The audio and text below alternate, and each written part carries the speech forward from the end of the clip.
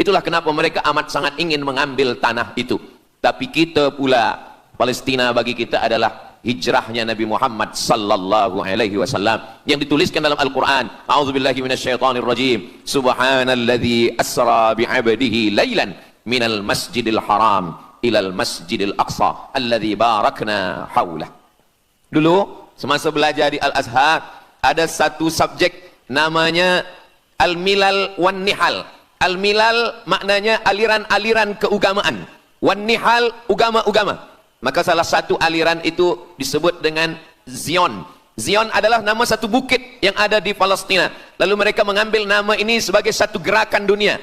Dalam bahasa Arabnya disebut dengan As-Sahyuniyah atau Zionis. Mereka ingin mengembalikan Yahudi ke Palestina. Apa yang membuat mereka ingin? Rupa-rupanya mereka meyakini bahwa mereka menunggu-nunggu seorang lelaki. Lelaki itu bernama Mesiah. Dalam bahasa mereka sebut dengan Mesiah.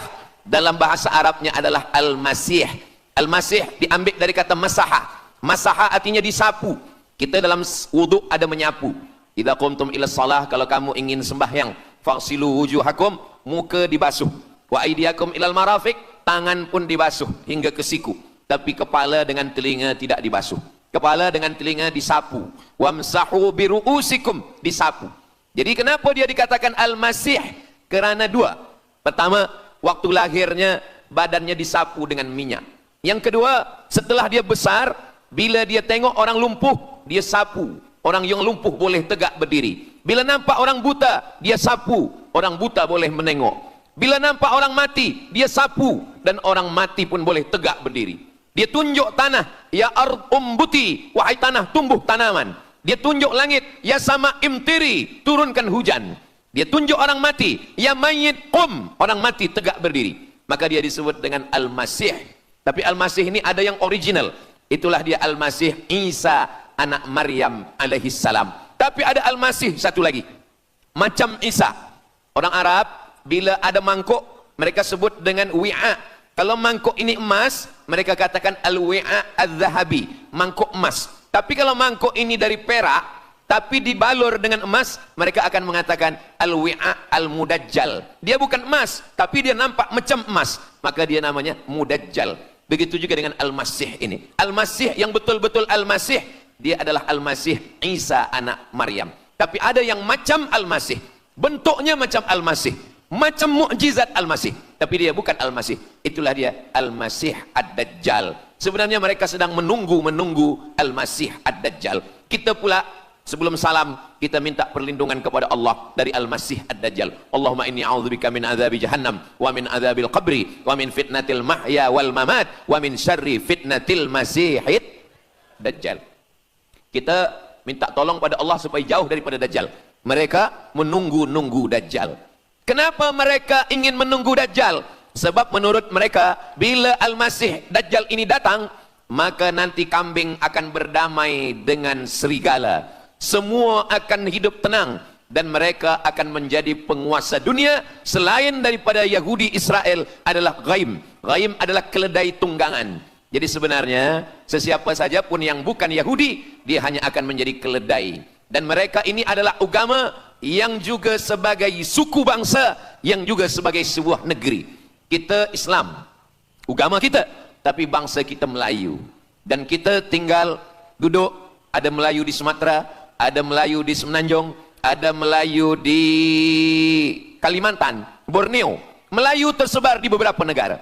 Tapi Yahudi tiga. Yahudi sebagai agama, Yahudi sebagai bangsa, Yahudi sebagai negeri. Mereka ingin mewujudkan ketiga-tiga ini menjadi satu. Kami bangsa Yahudi, kami agama Yahudi, dan kami punya negeri Yahudi. Itulah keinginan mereka. Maka mereka sedang menantikan raja mereka. Raja mereka adalah Al-Masih Ad-Dajjal. Dan Al-Masih Ad-Dajjal ini akan turun kalau syarat-syarat ini mereka penuhi. Kata Syekh Fargallah dalam subjek Al-Milal wan Nihal. Maka yang pertama diminta oleh Al-Masih Ad-Dajjal ini adalah semua Yahudi kembali kepada bumi Israel. Mereka mengatakan itu bumi punya dia dan semua akan kembali. Rupa-rupanya mereka tiada punya negeri. Sama macam nasib orang Kurdi. Kurdi ada di Turki, Kurdi ada di Irak, Kurdi ada di beberapa belahan bumi. Syekh Amin Al-Kurdi, mursyid tarekat Naqsabandiyah di Mesir, orang Kurdi, tapi duduk di Mesir. Syekh Muhammad Said Ramadan Al-Buti, orang Kurdi, tapi duduk di Suriah. Salahuddin Al-Ayyubi, orang Kurdi, tapi dia raja di Mesir. Mereka pun di seluruh dunia ada, tapi mereka tak ada punya negeri. Maka mereka ingin mengambil Palestina, mereka ingin kembali ke negeri yang menurut mereka inilah adalah hadiah daripada Tuhan, kerana Tuhan kalah bertembung, bertarung dengan nenek moyang mereka bernama Israel menurut hikayat mereka. Yang ini semuanya adalah asatirul awalin, hanya dongeng-dongeng nenek moyang mereka zaman silam. Lalu kemudian datanglah Theodor Herzl menghadap kepada Sultan Abdul Hamid, Sultan Turki. Mereka ingin membayar dengan ratusan keping emas. Apa kata Sultan Abdul Hamid? Dulu Palestina itu diambil dengan darah dan nyawa, maka saya tidak akan memberikannya dengan emas. Lalu kemudian apa yang terjadi? Mereka menghalau Sultan Abdul Hamid dengan seorang lelaki bernama Mustafa Kemal Ataturk. Lalu kemudian hilanglah khilafah Islamiyah. Ketika khilafah Islamiyah tahun 1924 ini jatuh, hilang, tumbang, maka ketika itu umat Islam tidak lagi ada pelindung.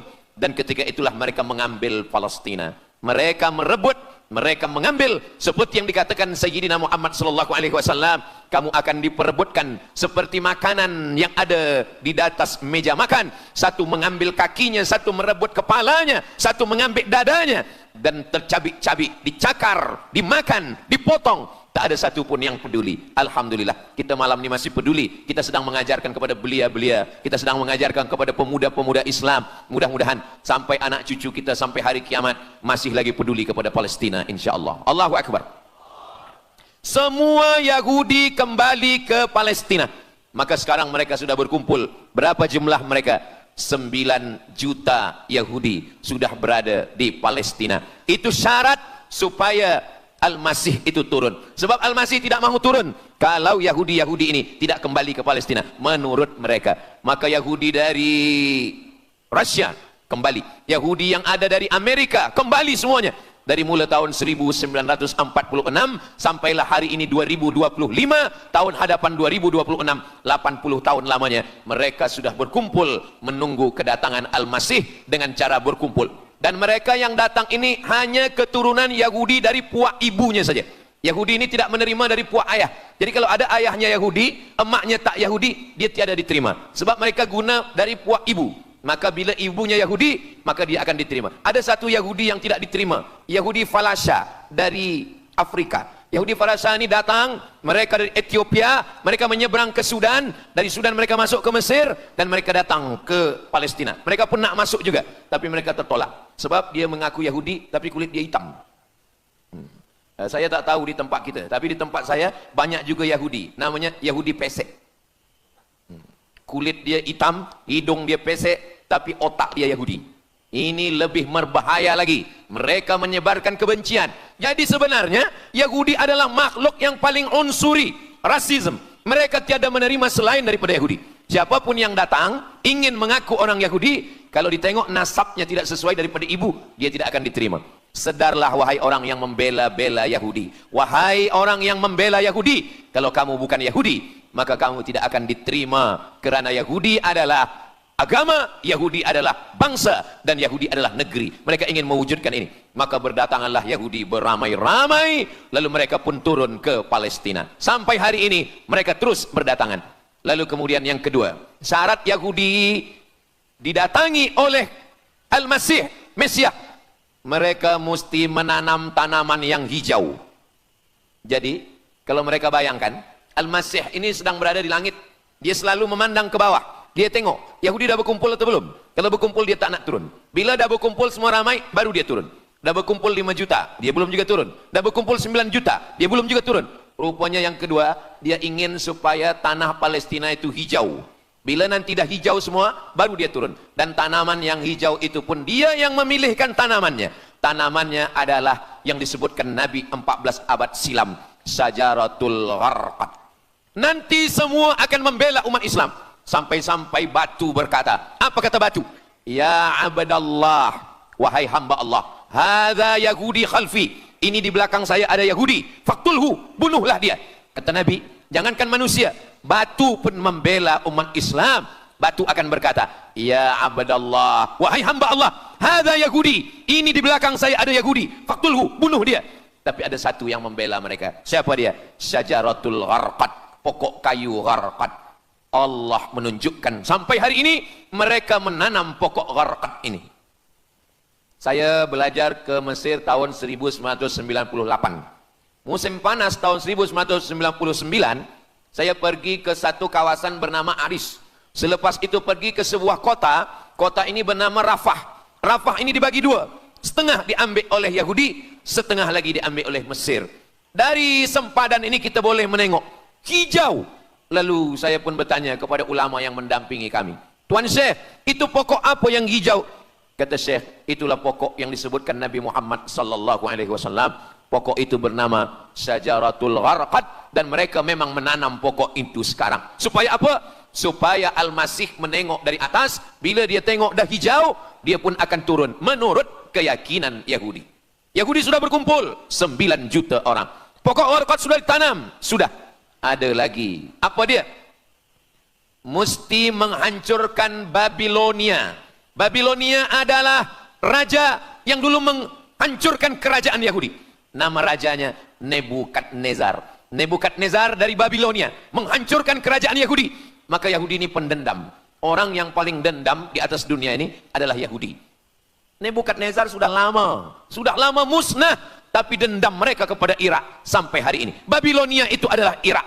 Maka siapapun yang menjadi penguasa, pasti mereka akan perintahkan untuk menghantam Irak. Dari mula George Bush sampailah sekarang, Irak selalu dihantam. Dituduh bahwa Irak ada punya senjata membunuh manusia. Mereka katakan bahwa Saddam Hussein ini ada memiliki senjata yang boleh menghancurkan peradaban manusia. Akhirnya mereka membunuh Saddam Hussein. Apa yang terjadi? Sampai hari ini Saddam Hussein tiada memiliki apapun untuk menghancurkan umat manusia. Jadi sebenarnya adalah ini agenda daripada Yahudi. Mereka ingin menghancurkan Babilonia, dan Babilonia itu adalah Irak pada zaman modern sekarang ini. Setiap penguasa-penguasa pasti menghancurkan Irak, sebab mereka amat sangat benci dan dendam kesumat kepada Irak. Ada buku judulnya Al-Yahud fi Masr, fi Misr, orang Yahudi di Mesir. Lalu kemudian seorang jenderal Yahudi bernama Musa Dayan. Musa Dayan buta matanya sebelah. Lalu Musa Dayan ini meminta kepada Presiden Prancis bernama De Gaulle. Lalu De Gaulle pun menelpon Presiden Mesir bernama Anwar Sadat. Bukunya ada, saya simpan di rumah. Dia katakan bahwa kepada Anwar Sadat, wahai Tuan Presiden Anwar Sadat, ini mami yang ada di Museum Mesir Kaherah itu sedang sakit. Jadi untuk menyehatkannya mesti dibawa ke Prancis, ke Paris. Lalu disediakanlah pesawat terbang untuk membawa mami ini. Dulu saya pernah dengar tazkirah Ustaz Azhar Idrus, jangan anak panggil mak mami, sebab mami itu inilah mami Fir'aun. Mami return. Ini mami ini sakit, maka dia mesti disihatkan, ada bakteri, maka dia mesti disihatkan, dibawa ke Paris, Prancis. Akhirnya diterbangkan pada masa Presiden Anwar Sadat. Dibawa ke hospital, sampai di hospital, rupa-rupanya Jenderal Musa Dayan yang buta sebelah sudah menunggu mami. Begitu mami Ramses II, Fir'aun sampai, dia terus meninju muka mami itu. Kenapa? Sebab dia dendam. Inilah yang dulu menghalau nenek moyang dia dari Mesir. Gila. Yahudi ini adalah orang-orang yang gila. Sampai hari ini, mereka punya dendam yang tak berkesudahan. Sampai mami yang sudah menjadi kering, kita pun menengoknya biasa-biasa saja. Tapi Musa Dayan melampiaskan dendam kesumat dia sampai pada masa Presiden Anwar Sadat, yang akhirnya Anwar Sadat pun mati terbunuh ditembak oleh Khalid Islambuli. Begitulah Allah Subhanahu wa taala menceritakan saksi sejarah supaya umat Islam faham bagaimana fikiran, bagaimana sakit jiwanya orang-orang Yahudi. Mereka sudah berkumpul di Palestina 9 juta. Tanam-tanaman hijau sudah ditanam. Irak sudah dihantam, hancur lebur Irak. Apa lagi yang mereka lakukan? Tanah Palestina mesti merah. Tanah Palestina tidak boleh hitam. Tanah Palestina mesti merah. Apa yang membuat tanah Palestina merah? Merah kerana darah budak-budak, anak-anak yang tak berdosa dari Palestina. Jadi kalau ada orang yang hari ini terheran-heran, mengapa mereka membunuh budak kecil? Mengapa mereka menjatuhkan bom untuk menghancurkan rumah, membunuh perempuan yang hamil tiada berdosa? Tapi bila orang faham, dia mengerti, sesungguhnya mereka ingin supaya darah anak-anak yang tiada berdosa itu tumpah. Kalau darah itu sudah tumpah, disitulah mereka menantikan supaya Al-Masih, Mesiah itu turun membela. Sebab itu adalah raja di raja mereka. Apa yang terjadi sebenarnya hari ini? Yang terjadi sebenarnya adalah mereka membangun, membina sebuah kerajaan dari khayal, dari fikiran gila. Maka ada seorang yang tidak percaya kepada Allah, dia atheist, dia tak percaya kepada Tuhan, namanya Roger Jarroudi. Tapi akhirnya dia dapat hidayah, dia masuk Islam. Selepas masuk Islam, dia tulis buku bahwa Israel, Yahudi mendirikan negara berdasarkan mitologi, berdasarkan khurafat, berdasarkan kisah-kisah bohong, dusta. Tapi mereka percaya dengan dusta itu. Lalu kemudian Roger Jarroudi ditangkap oleh pemerintah Prancis, dimasukkan ke dalam penjara. Bukunya diterjemahkan ke dalam bahasa Arab, diterjemahkan ke dalam bahasa Melayu. Roger Jarroudi, bagaimana orang Yahudi Israel membina kerajaan negara berdasarkan khayal, berdasarkan tipu, berdasarkan dusta, berdasarkan mitologi, berdasarkan asatirul awalin, dongeng-dongeng daripada nenek moyang mereka dulu. Lalu kemudian hari ini kita sudah menengok, darah itu sudah tumpah merata-rata di tanah Palestina. Masya Allah, sangat luar biasa kajian yang sudah disampaikan oleh guru kita. Sahabat beriman yang dimuliakan Allah, tetaplah di channel ini karena kajian ini belum selesai.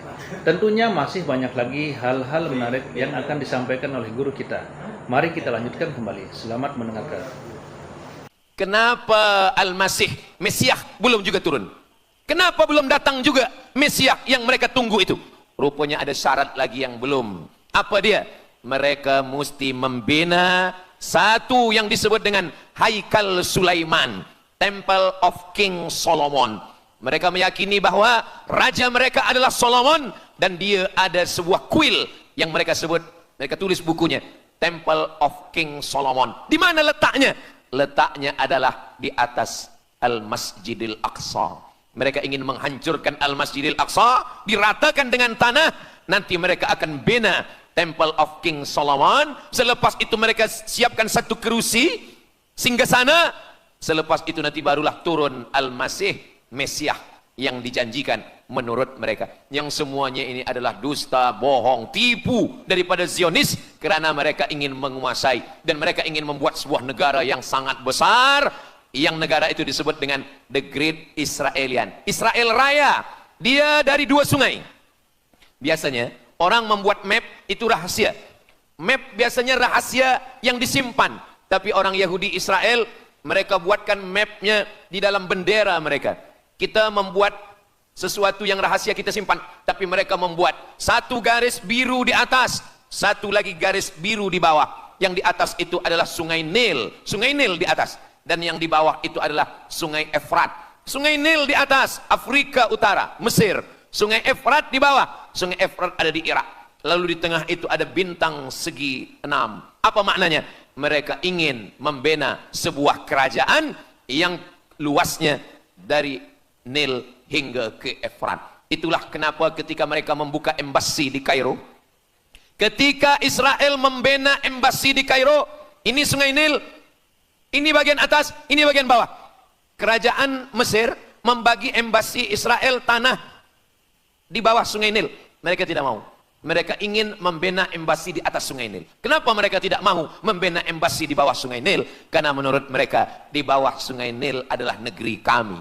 Orang membina embasi hanya di luar daripada kerajaannya. Jadi sebenarnya menurut pengakuan mereka, Mesir yang ada sekarang, semua yang ada di bawah Nil hingga ke Efrat Irak, itu adalah kerajaan mereka. Yang kalau mereka mewujudkan itu nanti, mereka akan menjadikan semua manusia ini sebagai keledai tunggangan. Alhamdulillah, itu disampaikan oleh Syekh Fargallah. Lalu kemudian kami membacanya, mempelajarinya, beliau bacakan di kelas, dan hari ini saya amat sangat bersenang hati. Tapi kita tetap susah hati dengan Palestina. Saya merasa senang hati sebab saya boleh menyampaikannya kepada para belia pemuda muslimin muslimat yang hadir malam ini. Macam mana suara saya, jelas tak jelas? Jelas. Yang saya sampaikan ini boleh faham? Alhamdulillah. Yang tak faham, nanti faham sendiri insyaAllah. Begitulah Allah Subhanahu wa ta'ala. Saya dulu pernah berjumpa dengan Syekh Muhammad Jibril. Lalu kemudian saya tanya Syekh Muhammad Jibril, Syekh, kenapa Allah membinasakan kaum Ad, kaum Samud, kaum Madian? wa ila samud akhahum salihah, wa ila madyana akhahum syuaiba, wa ila adin akhahum huda. Madian, Samud, Ad, semuanya musnah. Iram dzatil imad, Iram hilang semuanya. Tapi kenapa Yahudi ini masih ada sekarang? Kenapa Allah tak musnahkan? Kata Syekh Muhammad Jibril, Allah Maha Kuasa untuk memusnahkan Yahudi, Israel. Senang saja bagi Allah. Innama amruhu idza arada syai'an ayyakula lahu kun fayakun. Yahudi Israel mati semua rata dengan tanah. Satu jeritan malaikat mati mereka semua. Allah goncangkan bumi, habis mereka ditelan bumi. Ya bunayya, wahai anakku, kalaulah Israel Yahudi ini mati, lalu kamu masuk surga dengan apa, kata dia. Sebenarnya Allah masih menyisakan Yahudi ini supaya kita berjuang. Sekarang ada umat Islam yang amat sangat lemah. Dia bukannya ikut berjuang, tapi melemahkan perjuangan orang. Bila ada umat Islam yang berkumpul beramai-ramai, solidariti tentang Palestin, dia berkata, katanya Allah Maha Kuasa, kenapa Allah tak binasakan? Dulu, arsalna alaihim tayran ababil, datang burung ababil, tarmihim bi'ijaratin min sijil. Mana ababil sekarang? Kenapa Allah tak kirimkan ababil? Saya pun pernah tanyakan ini kepada masyayikh. Syekh, kenapa Allah tak kirimkan ababil? Dulu, ketika Abdul Muttalib memegang kunci Ka'bah, masa itu tak ada orang beriman. Abdul Muttalib bersendirian. Lalu kemudian dia datang ke Ka'bah. Dia letakkan kunci itu. Ya Allah, inna lihadzal baiti rabban yahmih. Saya sendiri seorang saja. Saya tak sanggup untuk menolong Ka'bah. Inna lihadzal baiti rabban yahmih. Ka'bah ini ada pemiliknya. Ka'bah ini ada pelindungnya. Allah akan melindungi. Itulah mengapa Allah mengirimkan alam tara kaifa fa'ala rabbuka bi ashabil fil alam yaj'al kaidahum fi tadlil. Kenapa Allah kirimkan tayran ababil? Karena tidak ada orang beriman, hanya Abdul Muttalib sendiri.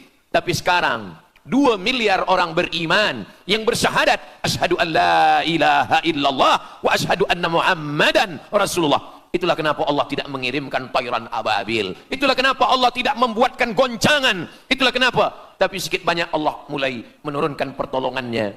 Kalau sudah datang pertolongan Allah Subhanahu wa taala, idza jaa nasrullah, kalau sudah datang pertolongan Allah, idza jaa nasrullah wal fath, kemenangan. Wa ra'aitan nasa yadkhuluna fi dinillahi afwaja. Insyaallah, alaysa subuhu biqarib. Subuh tak lama lagi. Pertolongan Allah pasti datang. Nasrum minallah wa fathun qarib. Hasbunallah wa ni'mal wakil. Ni'mal maula wa ni'man nasir. Wala haula wala quwata illa billahil aliyil azim. Kalau kita seorang cikgu, kalau kita seorang ulama, sampaikanlah kepada umat. Sebagai seorang ayah, sampaikan kepada anak. Sebagai seorang ahli keluarga, kita mesti ingatkan, buatkan baju dengan lambang, simbol, bendera penderitaan Palestin. Kalau kita menonton dengan keluarga di rumah, tontonkan bagaimana penderitaan anak-anak di Palestin. Saya di rumah ada gambar besar, gambar Palestin. Sehingga setiap kali tamu datang, kita bercerita, dia tanya, ini gambar apa nih Ustaz? Inilah gambar saudara kita yang sedang teraniaya di Palestin. Malam ini kita guna sorban, kita pakai sorban yang mengingatkan kita kepada Palestin. Apapun yang kita lakukan, jangan lupa menyampaikan khutbah Jumat, kunut nazilah, Allahumma ansuril Islam wal muslimina fi Palestin. Silahul mu'min, ad-du'a silahul mu'min. Kalau kita tiada senjata lagi, maka sesungguhnya doa. Man lam yahtam bi amril muslimin, siapa yang tak peduli kepada penderitaan saudaranya di Palestin, falaisa minhum, dia tidak diakui sebagai umat Nabi Muhammad sallallahu alaihi wasallam. Orang beriman bukan setakat sembahyang subuh, zuhur, asar, maghrib, isya. Orang beriman bukan setakat ditengok berapa kali dia ke Baitullah haji dan umrah, tapi orang beriman bagaimana perasaan dia kepada saudaranya. Maka kata Nabi SAW, la yu'minu ahadukum, kamu tidak beriman, kalaupun kamu beriman, belum sempurna, hatta yuhibba li akhi, sampai engkau sayang kepada saudaramu. Ma yuhibbu li nafsih, sayang kepada saudara seperti sayang pada diri sendiri. Kalau anak saudara kita di Palestina teraniaya, kita lebih teraniaya. Kalau pipi kita dicubit sakit, begitu juga dengan saudara kita di Palestina. Kita memang hidup pada zaman yang susah, yang payah. Beruntunglah datuk nenek moyang kita 100 tahun yang lampau. Mereka selamat dari fitnah ini. Tapi kita pun tak boleh mengutuk nasib. Mengapa saya hidup sekarang? Kenapa kami hidup tahun 1447 ini ya Allah? Tentu ada hikmahnya. Allah hidupkan kita hari ini. Kenapa saya tak hidup zaman Nabi? Kalau ada pemuda belia sekarang datang kepada Ustaz Abdul Somad. Ustaz Somad, kenapa saya tak hidup zaman Nabi? Kalau saya hidup zaman Nabi mungkin saya baik. Kamu yang komplain kepada Allah, kalau kamu hidup zaman Nabi mungkin tidak ikut Nabi, ikut Abu Lahab, ikut Abu Jahal. Kita dihidupkan Allah hari ini. Kita masih bersama dengan guru kita, Al-Fadhil Ustaz Azhar Idrus. Kita masih bersama dengan orang-orang baik, orang mulia. Alaikum bil jamaah. Kata Nabi SAW, man syadza syadza finnar. Jangan bersendirian. Sendirian masuk neraka. Kita mesti berjamaah. Alhamdulillah. Yang ada kuasa dengan kuasanya. Yang ada fatwa dengan fatwanya. Yang ada ilmu dengan ilmunya. Bagi penuntut-penuntut, pelajar-pelajar, tonton. Buat video. Buat apapun yang boleh kita buat. Share. Gambar. Semuanya. Itu ada tanggung jawab kita di hadapan Allah Subhanahu wa taala. Kullukum ra'in. Setiap kamu pemimpin. Hadap ke Baitul Maqdis. 17 hingga 18 bulan.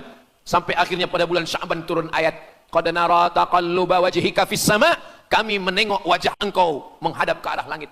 Fawalli wajhaka syatral masjidil haram. Hadapkanlah wajahmu ke arah Masjidil Haram. Lalu Nabi pun menghadap ke arah Masjidil Haram. Selepas itu sahabat datang beramai-ramai menjumpai Nabi Muhammad SAW.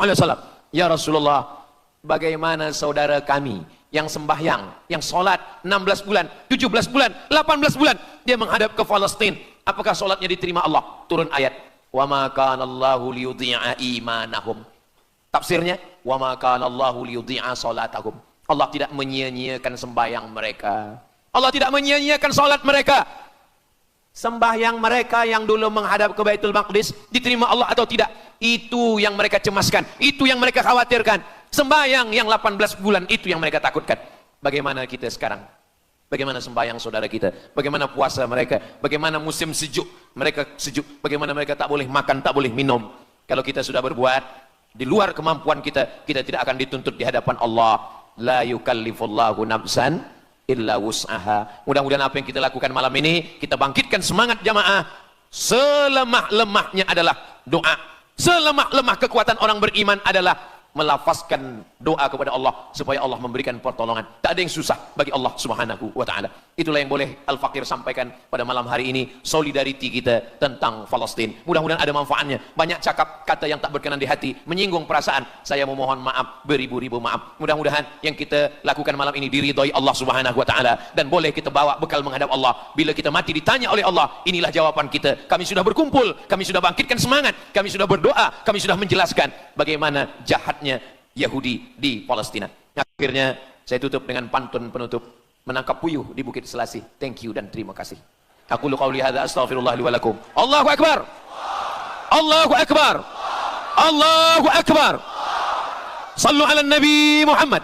Allahumma salli ala Sayyidina Muhammad wa ala ali Sayyidina Muhammad. Terima kasih segala perhatian. Mohon maaf segala kesilapan dan kekhilafan. Wassalamualaikum warahmatullahi wabarakatuh.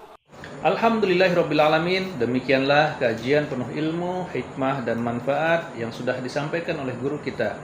Semoga tausiah yang beliau sampaikan kepada kita semua menjadi ilmu yang bermanfaat dalam kehidupan kita sehari-hari.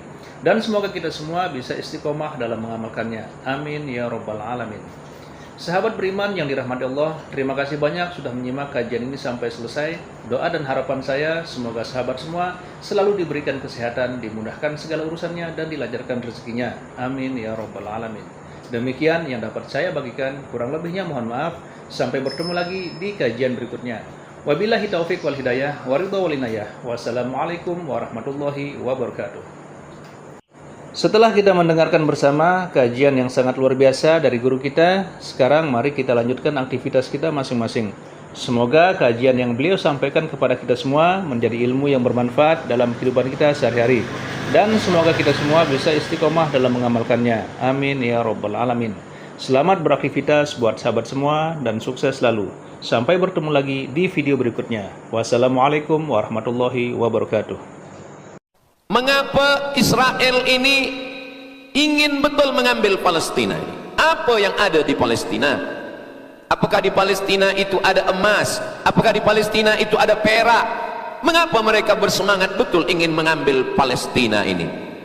Pada tahun 2007, Al-Faqir Abdul Samad, saya menterjemah satu buku berbahasa Arab, judulnya Tarikh Ad-Diyanah Al-Yahudiyah, ditulis oleh seorang ulama daripada Al-Iskandariyah, Mesir. Di situ dia bagi satu jawaban. Kenapa orang Israel itu amat sangat menginginkan Palestina? Rupanya ada seorang bernama Israel. Israel maknanya dua. Isra abdun, el bahasa Hebrew language, bahasa Ibrani. El artinya Tuhan, Israel artinya hamba Tuhan. Tapi mereka punya makna yang kedua. Israel artinya al-musari' lillah. Al-musari' lillah, orang yang bergulat, orang yang mengalahkan Tuhan. Rupanya Tuhan pernah kalah. Bismillahirrahmanirrahim. Assalamualaikum warahmatullahi wabarakatuh. Alhamdulillahirrabbilalamin. Wassalatu wassalamu ala rasulillah wa ala alihi wa sahbihi wa mawalah, amma ba'du. Sahabat beriman yang dimuliakan Allah, syukur alhamdulillah kita bertemu lagi di channel ini. Pada kesempatan yang berbahagia ini, mari sejenak kita luangkan waktu kita untuk bersama-sama menyimak kajian yang akan disampaikan oleh guru kita. Tentunya banyak sekali ilmu, hikmah, dan manfaat yang bisa kita jadikan pelajaran dalam kehidupan kita sehari-hari. Penasaran siapa beliau? Mari kita simak bersama. Selamat mendengarkan.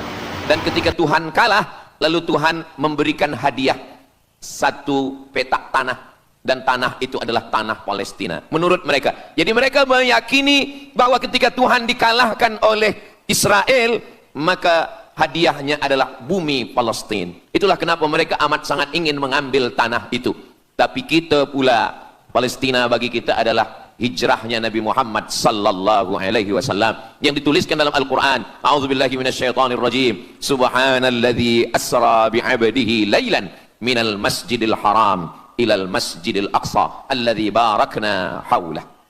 Dulu semasa belajar di Al-Azhar ada satu subjek namanya al-milal wan nihal. Al-milal maknanya aliran-aliran keagamaan, wan nihal agama-agama. Maka salah satu aliran itu disebut dengan Zion. Zion adalah nama satu bukit yang ada di Palestina. Lalu mereka mengambil nama ini sebagai satu gerakan dunia. Dalam bahasa Arabnya disebut dengan As-Sahyuniyah atau Zionis. Mereka ingin mengembalikan Yahudi ke Palestina. Apa yang membuat mereka ingin? Rupa-rupanya mereka meyakini bahwa mereka menunggu-nunggu seorang lelaki. Lelaki itu bernama Mesiah. Dalam bahasa mereka sebut dengan Mesiah. Dalam bahasa Arabnya adalah Al-Masih. Al-Masih diambil dari kata masaha. Masaha artinya disapu. Kita dalam wudhu ada menyapu. Idza qumtum ila shalah, kalau kamu ingin sembahyang, faghsilu wujuhakum, muka dibasuh. Wa aydiyakum ilal marafiq, tangan pun dibasuh hingga ke siku. Tapi kepala dengan telinga tidak dibasuh. Kepala dengan telinga disapu. Wamsahu biru'usikum, disapu. Jadi kenapa dia dikatakan Al-Masih? Kerana dua. Pertama, waktu lahirnya badannya disapu dengan minyak. Yang kedua, setelah dia besar, bila dia tengok orang lumpuh, dia sapu. Orang yang lumpuh boleh tegak berdiri. Bila nampak orang buta, dia sapu. Orang buta boleh menengok. Bila nampak orang mati, dia sapu. Dan orang mati pun boleh tegak berdiri. Dia tunjuk tanah, ya ard umbuti, wahai tanah tumbuh tanaman. Dia tunjuk langit, ya sama imtiri, turunkan hujan. Dia tunjuk orang mati, ya mayyit qum, orang mati tegak berdiri. Maka dia disebut dengan Al-Masih. Tapi Al-Masih ini ada yang original. Itulah dia Al-Masih Isa anak Maryam alaihi salam. Tapi ada Al-Masih satu lagi, macam Isa. Orang Arab bila ada mangkuk, mereka sebut dengan wi'a. Kalau mangkuk ini emas, mereka katakan al-wi'a az-zahabi, mangkuk emas. Tapi kalau mangkuk ini dari perak tapi dibalur dengan emas, mereka akan mengatakan al-wi'a al-mudajjal. Dia bukan emas, tapi dia nampak macam emas, maka dia namanya mudajjal. Begitu juga dengan Al-Masih ini. Al-Masih yang betul-betul Al-Masih, dia adalah Al-Masih Isa anak Maryam. Tapi ada yang macam Al-Masih, bentuknya macam Al-Masih, macam mukjizat Al-Masih, tapi dia bukan Al-Masih. Itulah dia Al-Masih Ad-Dajjal. Sebenarnya mereka sedang menunggu Al-Masih Ad-Dajjal. Kita pula sebelum salam, kita minta perlindungan kepada Allah dari Al-Masih Ad-Dajjal. Allahumma inni a'udzubika min adzabi jahannam wa min adzabil qabri wa min fitnatil mahya wal mamat wa min syarri fitnatil masihid Dajjal. Kita minta tolong pada Allah supaya jauh daripada Dajjal. Mereka menunggu-nunggu Dajjal. Kenapa mereka ingin menunggu Dajjal? Sebab menurut mereka, bila Al-Masih Dajjal ini datang, maka nanti kambing akan berdamai dengan serigala. Semua akan hidup tenang. Dan mereka akan menjadi penguasa dunia. Selain daripada Yahudi Israel adalah ghaim. Ghaim adalah keledai tunggangan. Jadi sebenarnya sesiapa saja pun yang bukan Yahudi, dia hanya akan menjadi keledai. Dan mereka ini adalah agama yang juga sebagai suku bangsa, yang juga sebagai sebuah negeri. Kita Islam, agama kita, tapi bangsa kita Melayu. Dan kita tinggal duduk, ada Melayu di Sumatera, ada Melayu di Semenanjung, ada Melayu di Kalimantan, Borneo. Melayu tersebar di beberapa negara. Tapi Yahudi tiga. Yahudi sebagai agama, Yahudi sebagai bangsa, Yahudi sebagai negeri. Mereka ingin mewujudkan ketiga-tiga ini menjadi satu. Kami bangsa Yahudi, kami agama Yahudi, dan kami punya negeri Yahudi. Itulah keinginan mereka. Maka mereka sedang menantikan raja mereka. Raja mereka adalah Al-Masih Ad-Dajjal. Dan Al-Masih Ad-Dajjal ini akan turun kalau syarat-syarat ini mereka penuhi. Kata Syekh Fargallah dalam subjek Al-Milal wan Nihal. Maka yang pertama diminta oleh Al-Masih Ad-Dajjal ini adalah semua Yahudi kembali kepada bumi Israel. Mereka mengatakan itu bumi punya dia dan semua akan kembali. Rupa-rupanya mereka tiada punya negeri. Sama macam nasib orang Kurdi. Kurdi ada di Turki, Kurdi ada di Irak, Kurdi ada di beberapa belahan bumi. Syekh Amin Al-Kurdi, mursyid tarekat Naqsabandiyah di Mesir, orang Kurdi, tapi duduk di Mesir. Syekh Muhammad Said Ramadan Al-Buti, orang Kurdi, tapi duduk di Suriah. Salahuddin Al-Ayyubi, orang Kurdi, tapi dia raja di Mesir. Mereka pun di seluruh dunia ada, tapi mereka tak ada punya negeri. Maka mereka ingin mengambil Palestina, mereka ingin kembali ke negeri yang menurut mereka inilah adalah hadiah daripada Tuhan, kerana Tuhan kalah bertembung, bertarung dengan nenek moyang mereka bernama Israel menurut hikayat mereka. Yang ini semuanya adalah asatirul awalin, hanya dongeng-dongeng nenek moyang mereka zaman silam. Lalu kemudian datanglah Theodor Herzl menghadap kepada Sultan Abdul Hamid, Sultan Turki. Mereka ingin membayar dengan ratusan keping emas. Apa kata Sultan Abdul Hamid? Dulu Palestina itu diambil dengan darah dan nyawa, maka saya tidak akan memberikannya dengan emas. Lalu kemudian apa yang terjadi? Mereka menghalau Sultan Abdul Hamid dengan seorang lelaki bernama Mustafa Kemal Ataturk. Lalu kemudian hilanglah khilafah Islamiyah. Ketika khilafah Islamiyah tahun 1924 ini jatuh, hilang, tumbang, maka ketika itu umat Islam tidak lagi ada pelindung. Dan ketika itulah mereka mengambil Palestina. Mereka merebut, mereka mengambil, seperti yang dikatakan Sayyidina Muhammad sallallahu alaihi wasallam, kamu akan diperebutkan seperti makanan yang ada di atas meja makan. Satu mengambil kakinya, satu merebut kepalanya, satu mengambil dadanya, dan tercabik-cabik, dicakar, dimakan, dipotong. Tak ada satu pun yang peduli. Alhamdulillah, kita malam ini masih peduli. Kita sedang mengajarkan kepada belia-belia, kita sedang mengajarkan kepada pemuda-pemuda Islam. Mudah-mudahan sampai anak cucu kita sampai hari kiamat masih lagi peduli kepada Palestina, insya-Allah. Allahu Akbar. Semua Yahudi kembali ke Palestina. Maka sekarang mereka sudah berkumpul. Berapa jumlah mereka? 9 juta Yahudi sudah berada di Palestina. Itu syarat supaya Al-Masih itu turun. Sebab Al-Masih tidak mahu turun kalau Yahudi-Yahudi ini tidak kembali ke Palestina menurut mereka. Maka Yahudi dari Rusia kembali, Yahudi yang ada dari Amerika kembali semuanya. Dari mulai tahun 1946 sampailah hari ini 2025, tahun hadapan 2026, 80 tahun lamanya mereka sudah berkumpul menunggu kedatangan Al-Masih dengan cara berkumpul. Dan mereka yang datang ini hanya keturunan Yahudi dari puak ibunya saja. Yahudi ini tidak menerima dari puak ayah. Jadi kalau ada ayahnya Yahudi, emaknya tak Yahudi, dia tiada diterima. Sebab mereka guna dari puak ibu. Maka bila ibunya Yahudi, maka dia akan diterima. Ada satu Yahudi yang tidak diterima, Yahudi Falasha dari Afrika. Yahudi Falasha ini datang, mereka dari Ethiopia, mereka menyeberang ke Sudan, dari Sudan mereka masuk ke Mesir, dan mereka datang ke Palestina. Mereka pun nak masuk juga, tapi mereka tertolak. Sebab dia mengaku Yahudi, tapi kulit dia hitam. Saya tak tahu di tempat kita, tapi di tempat saya banyak juga Yahudi, namanya Yahudi pesek. Kulit dia hitam, hidung dia pesek, tapi otak dia Yahudi. Ini lebih berbahaya lagi. Mereka menyebarkan kebencian. Jadi sebenarnya Yahudi adalah makhluk yang paling unsuri, rasisme. Mereka tiada menerima selain daripada Yahudi. Siapapun yang datang ingin mengaku orang Yahudi, kalau ditengok nasabnya tidak sesuai daripada ibu, dia tidak akan diterima.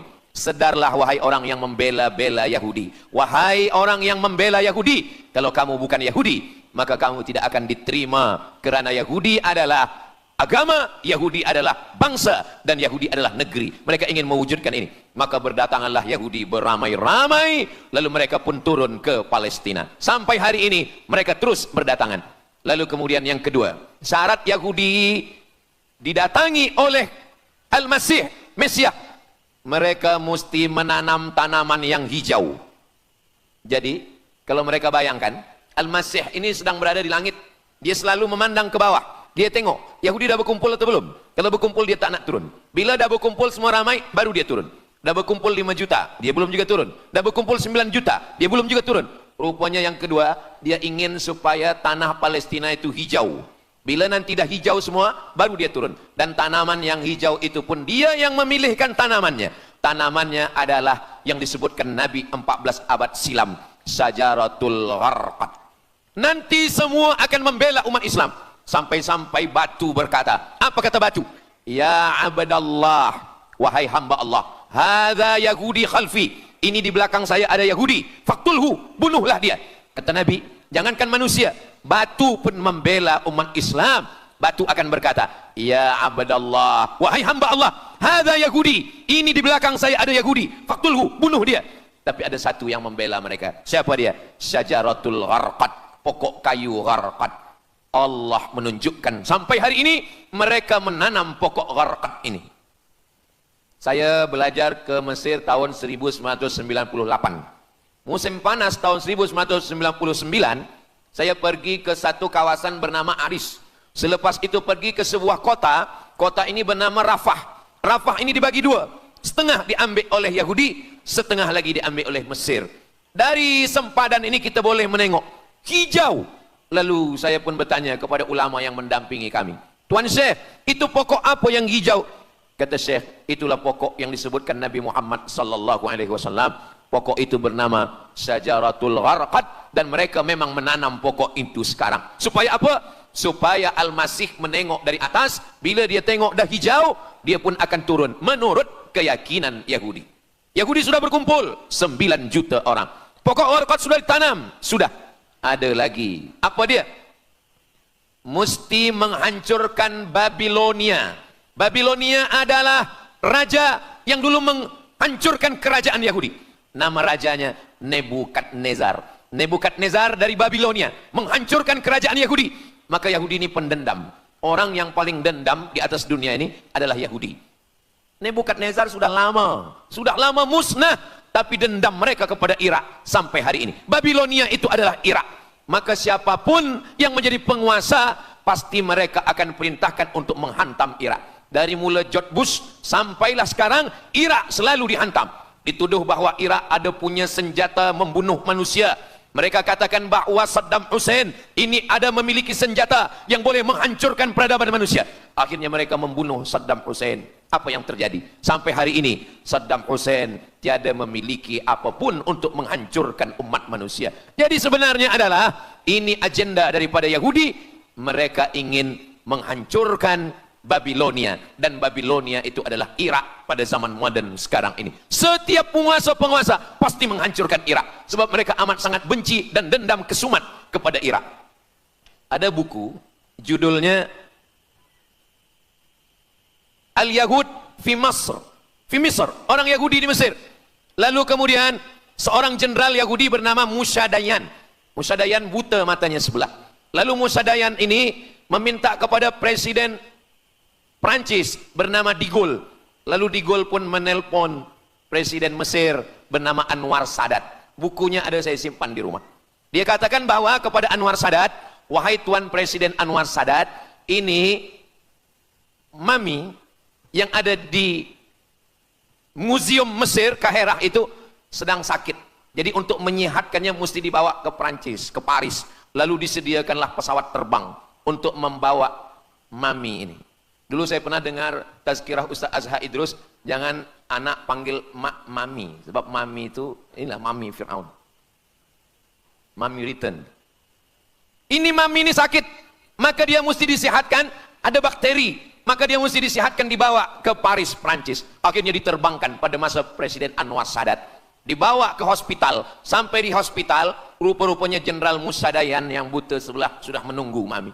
Begitu Mami Ramses II, Fir'aun sampai, dia terus meninju muka Mami itu. Kenapa? Sebab dia dendam. Inilah yang dulu menghalau nenek moyang dia dari Mesir. Gila. Yahudi ini adalah orang-orang yang gila. Sampai hari ini, mereka punya dendam yang tak berkesudahan. Sampai Mami yang sudah menjadi kering, kita pun menengoknya biasa-biasa saja. Tapi Musa Dayan melampiaskan dendam kesumat dia sampai pada masa Presiden Anwar Sadat, yang akhirnya Anwar Sadat pun mati terbunuh ditembak oleh Khalid Islambuli. Begitulah Allah Subhanahu wa taala menceritakan saksi sejarah supaya umat Islam faham bagaimana pikiran, bagaimana sakit jiwanya orang-orang Yahudi. Mereka sudah berkumpul di Palestina 9 juta. Tanam-tanaman hijau sudah ditanam. Irak sudah dihantam. Hancur lebur Irak. Apa lagi yang mereka lakukan?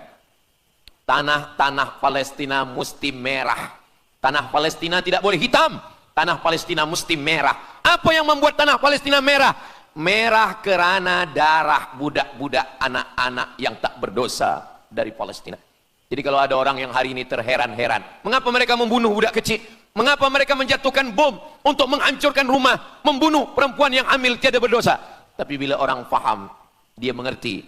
Sesungguhnya mereka ingin supaya darah anak-anak yang tiada berdosa itu tumpah. Kalau darah itu sudah tumpah, disitulah mereka menantikan supaya Al-Masih, Mesiah itu turun membela. Sebab itu adalah raja di raja mereka. Apa yang terjadi sebenarnya hari ini? Yang terjadi sebenarnya adalah mereka membangun, membina sebuah kerajaan dari khayal, dari fikiran gila. Maka ada seorang yang tidak percaya kepada Allah, dia atheist, dia tak percaya kepada Tuhan, namanya Roger Jarudi, tapi akhirnya dia dapat hidayah, dia masuk Islam. Selepas masuk Islam, dia tulis buku bahwa Israel Yahudi mendirikan negara berdasarkan mitologi, berdasarkan khurafat, berdasarkan kisah-kisah bohong, dusta, tapi mereka percaya dengan dusta itu. Lalu kemudian Roger Jarudi ditangkap oleh pemerintah Prancis, dimasukkan ke dalam penjara. Bukunya diterjemahkan ke dalam bahasa Arab, diterjemahkan ke dalam bahasa Melayu. Roger Jarudi, bagaimana orang Yahudi Israel membina kerajaan negara berdasarkan khayal, berdasarkan tipu, berdasarkan dusta, berdasarkan mitologi, berdasarkan asatirul awalin, dongeng-dongeng daripada nenek moyang mereka dulu. Lalu kemudian hari ini kita sudah menengok, darah itu sudah tumpah merata-rata di tanah Palestina. Masya Allah, sangat luar biasa kajian yang sudah disampaikan oleh guru kita. Sahabat beriman yang dimuliakan Allah, tetaplah di channel ini karena kajian ini belum selesai. Tentunya masih banyak lagi hal-hal menarik yang akan disampaikan oleh guru kita. Mari kita lanjutkan kembali. Selamat mendengarkan. Kenapa Al-Masih, Mesiah belum juga turun? Kenapa belum datang juga Mesiah yang mereka tunggu itu? Rupanya ada syarat lagi yang belum. Apa dia? Mereka mesti membina satu yang disebut dengan Haikal Sulaiman, Temple of King Solomon. Mereka meyakini bahwa raja mereka adalah Solomon, dan dia ada sebuah kuil yang mereka sebut, mereka tulis bukunya, Temple of King Solomon. Di mana letaknya? Letaknya adalah di atas Al-Masjidil Aqsa. Mereka ingin menghancurkan Al-Masjidil Aqsa, diratakan dengan tanah, nanti mereka akan bina Temple of King Solomon. Selepas itu mereka siapkan satu kerusi singgasana. Selepas itu nanti barulah turun Al-Masih, Mesiah yang dijanjikan menurut mereka. Yang semuanya ini adalah dusta, bohong, tipu daripada Zionis, kerana mereka ingin menguasai dan mereka ingin membuat sebuah negara yang sangat besar, yang negara itu disebut dengan The Great Israelian, Israel Raya. Dia dari 2 sungai. Biasanya orang membuat map itu rahasia. Map biasanya rahasia yang disimpan. Tapi orang Yahudi Israel, mereka buatkan mapnya di dalam bendera mereka. Kita membuat sesuatu yang rahasia kita simpan. Tapi mereka membuat satu garis biru di atas, satu lagi garis biru di bawah. Yang di atas itu adalah sungai Nil. Sungai Nil di atas. Dan yang di bawah itu adalah sungai Efrat. Sungai Nil di atas, Afrika Utara, Mesir. Sungai Efrat di bawah, Sungai Efrat ada di Irak. Lalu di tengah itu ada bintang segi 6. Apa maknanya? Mereka ingin membina sebuah kerajaan yang luasnya dari Nil hingga ke Efrat. Itulah kenapa ketika mereka membuka embasi di Kairo, ketika Israel membina embasi di Kairo, ini Sungai Nil, Ini bagian atas, ini bagian bawah. Kerajaan Mesir membagi embasi Israel tanah di bawah Sungai Nil. Mereka tidak mau. Mereka ingin membina embasi di atas Sungai Nil. Kenapa mereka tidak mau membina embasi di bawah Sungai Nil? Karena menurut mereka di bawah Sungai Nil adalah negeri kami. Orang membina embasi hanya di luar daripada kerajaannya. Jadi sebenarnya menurut pengakuan mereka, Mesir yang ada sekarang, semua yang ada di bawah Nil hingga ke Efrat Irak, itu adalah kerajaan mereka. Yang kalau mereka mewujudkan itu nanti, mereka akan menjadikan semua manusia ini sebagai keledai tunggangan. Alhamdulillah, itu disampaikan oleh Syekh Fargallah. Lalu kemudian kami membacanya, mempelajarinya, beliau bacakan di kelas, dan hari ini saya amat sangat bersenang hati. Tapi kita tetap susah hati dengan Palestina. Saya merasa senang hati sebab saya boleh menyampaikannya kepada para belia pemuda muslimin muslimat yang hadir malam ini. Macam mana suara saya, jelas tak jelas? Jelas. Yang saya sampaikan ini boleh faham? Alhamdulillah. Yang tak faham, nanti faham sendiri insyaAllah. Begitulah Allah Subhanahu wa ta'ala. Saya dulu pernah berjumpa dengan Syekh Muhammad Jibril. Lalu kemudian saya tanya Syekh Muhammad Jibril, Syekh, kenapa Allah membinasakan kaum Ad, kaum Samud, kaum Madian? Wa ila Samud akhahum Salihah, wa ila Madian akhahum Syuaiba, wa ila Adin akhahum Huda. Madian, Samud, Ad, semuanya musnah. Iram dzatil imad. Iram, hilang semuanya. Tapi kenapa Yahudi ini masih ada sekarang? Kenapa Allah tak musnahkan? Kata Syekh Muhammad Jibril, Allah Maha Kuasa untuk memusnahkan Yahudi, Israel. Senang saja bagi Allah. Innama amruhu idza arada syai'an ayyakula lahu kun fayakun. Yahudi, Israel mati semua, rata dengan tanah. Satu jeritan malaikat, mati mereka semua. Allah goncangkan bumi, habis mereka ditelan bumi. Ya bunaya, wahai anakku, kalaulah Israel Yahudi ini mati, lalu kamu masuk surga dengan apa, kata dia. Sebenarnya Allah masih menyisakan Yahudi ini supaya kita berjuang. Sekarang ada umat Islam yang amat sangat lemah. Dia bukannya ikut berjuang, tapi melemahkan perjuangan orang. Bila ada umat Islam yang berkumpul beramai-ramai, solidariti tentang Palestina, dia berkata, katanya Allah Maha Kuasa, kenapa Allah tak binasakan? Dulu, arsalna alaihim tayran ababil, datang burung ababil, tarmihim bi'ijaratin min sijil. Mana ababil sekarang? Kenapa Allah tak kirimkan ababil? Saya pun pernah tanyakan ini kepada masyayikh, Syekh, kenapa Allah tak kirimkan ababil? Dulu ketika Abdul Muttalib memegang kunci Ka'bah, masa itu tak ada orang beriman. Abdul Muttalib bersendirian, lalu kemudian dia datang ke Ka'bah, dia letakkan kunci itu. Ya Allah, inna li hadzal baiti rabban yahmih. Saya sendiri seorang saja, saya tak sanggup untuk menolong Ka'bah. Inna li hadzal baiti rabban yahmih. Ka'bah ini ada pemiliknya, Ka'bah ini ada pelindungnya, Allah akan melindungi. Itulah mengapa Allah mengirimkan alam tara kaifa fa'ala rabbuka bi ashabil fil alam yaj'al kaidahum fi tadlil. Kenapa Allah kirimkan tayran ababil? Karena tidak ada orang beriman, hanya Abdul Muttalib sendiri. Tapi sekarang 2 miliar orang beriman yang bersyahadat asyhadu an la ilaha illallah wa asyhadu anna muhammadan rasulullah. Itulah kenapa Allah tidak mengirimkan tayran ababil. Itulah kenapa Allah tidak membuatkan goncangan. Itulah kenapa. Tapi sedikit banyak Allah mulai menurunkan pertolongannya. Kalau sudah datang pertolongan Allah Subhanahu wa taala, idza jaa nasrullah, kalau sudah datang pertolongan Allah, idza jaa nasrullah wal fath, kemenangan. Wa ra'aitan nasa yadkhuluna fi dinillahi afwaja. Insyaallah, alaysa subuhu biqarib. Subuh tak lama lagi. Pertolongan Allah pasti datang. Nasrum minallah wa fathun qarib. Hasbunallah wa ni'mal wakil. Ni'mal maula wa ni'man nasir. Wala haula wala quwata illa billahil aliyil azim. Kalau kita seorang cikgu, kalau kita seorang ulama, sampaikanlah kepada umat. Sebagai seorang ayah, sampaikan kepada anak.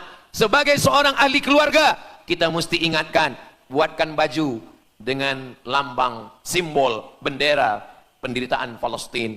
Kalau kita menonton dengan keluarga di rumah, tontonkan bagaimana penderitaan anak-anak di Palestina. Saya di rumah ada gambar besar, gambar Palestina. Sehingga setiap kali tamu datang, kita bercerita, dia tanya, ini gambar apa nih Ustaz? Inilah gambar saudara kita yang sedang teraniaya di Palestina. Malam ini kita guna sorban, kita pakai sorban yang mengingatkan kita kepada Palestina. Apapun yang kita lakukan, jangan lupa menyampaikan khutbah Jumat, kunut nazilah, Allahumma ansuril Islam wal muslimina fi Palestin. Silahul mu'min, ad-du'a silahul mu'min. Kalau kita tiada senjata lagi, maka sesungguhnya doa, man lam yahtam bi amril muslimin, siapa yang tak peduli kepada penderitaan saudaranya di Palestin, falaisa minhum, dia tidak diakui sebagai umat Nabi Muhammad sallallahu alaihi wasallam. Orang beriman bukan setakat sembahyang subuh, zuhur, asar, maghrib, isya. Orang beriman bukan setakat ditengok berapa kali dia ke Baitullah haji dan umrah, tapi orang beriman bagaimana perasaan dia kepada saudaranya. Maka kata Nabi SAW, la yu'minu ahadukum, kamu tidak beriman, kalaupun kamu beriman belum sempurna, hatta yuhibba li akhi, sampai engkau sayang kepada saudaramu. Ma yuhibbu li nafsih, sayang kepada saudara seperti sayang pada diri sendiri. Kalau anak saudara kita di Palestina teraniaya, kita lebih teraniaya. Kalau pipi kita dicubit sakit, begitu juga dengan saudara kita di Palestina. Kita memang hidup pada zaman yang susah, yang payah. Beruntunglah datuk nenek moyang kita 100 tahun yang lampau, mereka selamat dari fitnah ini. Tapi kita pun tak boleh mengutuk nasib. Mengapa saya hidup sekarang? Kenapa kami hidup tahun 1447 ini ya Allah? Tentu ada hikmahnya. Allah hidupkan kita hari ini. Kenapa saya tak hidup zaman Nabi? Kalau ada pemuda belia sekarang datang kepada Ustaz Abdul Somad, Ustaz Somad, kenapa saya tak hidup zaman Nabi? Kalau saya hidup zaman Nabi mungkin saya baik. Kamu yang komplain kepada Allah, kalau kamu hidup zaman Nabi mungkin tidak ikut Nabi, ikut Abu Lahab, ikut Abu Jahal. Kita dihidupkan Allah hari ini, kita masih bersama dengan guru kita, Al-Fadhil Ustaz Azhar Idrus. Kita masih bersama dengan orang-orang baik, orang mulia. Alaikum bil jamaah. Kata Nabi SAW, man syadza syadza finnar, jangan bersendirian, sendirian masuk neraka. Kita mesti berjamaah. Alhamdulillah, yang ada kuasa dengan kuasanya, yang ada fatwa dengan fatwanya, yang ada ilmu dengan ilmunya. Bagi penuntut-penuntut, pelajar-pelajar, tonton, buat video, buat apapun yang boleh kita buat, share, gambar, semuanya itu ada tanggung jawab kita di hadapan Allah Subhanahu wa taala. Kullukum ra'in, setiap kamu pemimpin, hadap ke Baitul Maqdis 17 hingga 18 bulan. Sampai akhirnya pada bulan Sya'ban turun ayat, qad nara taqalluba wajhika fis sama', kami menengok wajah engkau menghadap ke arah langit. Fawalli wajhaka syatral masjidil haram, hadapkanlah wajahmu ke arah Masjidil Haram. Lalu Nabi pun menghadap ke arah Masjidil Haram. Selepas itu sahabat datang beramai-ramai menjumpai Nabi Muhammad SAW. Ya Rasulullah, bagaimana saudara kami yang sembahyang, yang solat 16 bulan, 17 bulan, 18 bulan, dia menghadap ke Palestina, apakah solatnya diterima Allah? Turun ayat, wa ma kana Allahu liyudhi'a imanahum. Tafsirnya, wa ma kana Allahu liyudhi'a salatahum. Allah tidak menyia-nyiakan sembahyang mereka, Allah tidak menyia-nyiakan solat mereka. Sembahyang mereka yang dulu menghadap ke Baitul Maqdis diterima Allah atau tidak, itu yang mereka cemaskan, itu yang mereka khawatirkan. Sembahyang yang 18 bulan itu yang mereka takutkan. Bagaimana kita sekarang? Bagaimana sembahyang saudara kita? Bagaimana puasa mereka? Bagaimana musim sejuk? Mereka sejuk. Bagaimana mereka tak boleh makan, tak boleh minum? Kalau kita sudah berbuat di luar kemampuan kita, kita tidak akan dituntut di hadapan Allah. La yukallifullahu nafsan illa wus'aha. Mudah-mudahan apa yang kita lakukan malam ini, kita bangkitkan semangat jamaah. Selemah-lemahnya adalah doa. Selemah-lemah kekuatan orang beriman adalah melafazkan doa kepada Allah supaya Allah memberikan pertolongan. Tak ada yang susah bagi Allah Subhanahu wa taala. Itulah yang boleh Al-Fakir sampaikan pada malam hari ini, solidariti kita tentang Palestina. Mudah-mudahan ada manfaatnya. Banyak cakap kata yang tak berkenan di hati, menyinggung perasaan, saya memohon maaf, beribu-ribu maaf. Mudah-mudahan yang kita lakukan malam ini diridhai Allah Subhanahu wa taala dan boleh kita bawa bekal menghadap Allah. Bila kita mati ditanya oleh Allah, inilah jawaban kita. Kami sudah berkumpul, kami sudah bangkitkan semangat, kami sudah berdoa, kami sudah menjelaskan bagaimana jahatnya Yahudi di Palestina. Akhirnya saya tutup dengan pantun penutup, menangkap puyuh di Bukit Selasih. Thank you dan terima kasih. Aqulu qauli hadza astaghfirullah li wa lakum. Allahu akbar. Allahu akbar. Allahu akbar. Sallu ala Nabi Muhammad. Allahumma salli ala Sayyidina Muhammad wa ala ali Sayyidina Muhammad. Terima kasih segala perhatian. Mohon maaf segala kesilapan dan kekhilafan. Wassalamualaikum warahmatullahi wabarakatuh. Alhamdulillahirrabbilalamin. Demikianlah kajian penuh ilmu, hikmah dan manfaat yang sudah disampaikan oleh guru kita. Semoga tausiah yang beliau sampaikan kepada kita semua menjadi ilmu yang bermanfaat dalam kehidupan kita sehari-hari. Dan semoga kita semua bisa istiqomah dalam mengamalkannya. Amin ya rabbal alamin. Sahabat beriman yang dirahmati Allah, terima kasih banyak sudah menyimak kajian ini sampai selesai. Doa dan harapan saya, semoga sahabat semua selalu diberikan kesehatan, dimudahkan segala urusannya, dan dilancarkan rezekinya. Amin ya rabbal alamin. Demikian yang dapat saya bagikan, kurang lebihnya mohon maaf. Sampai bertemu lagi di kajian berikutnya. Wabillahi taufik wal hidayah, waridha wal inayah. Wassalamualaikum warahmatullahi wabarakatuh. Setelah kita mendengarkan bersama kajian yang sangat luar biasa dari guru kita, sekarang mari kita lanjutkan aktivitas kita masing-masing.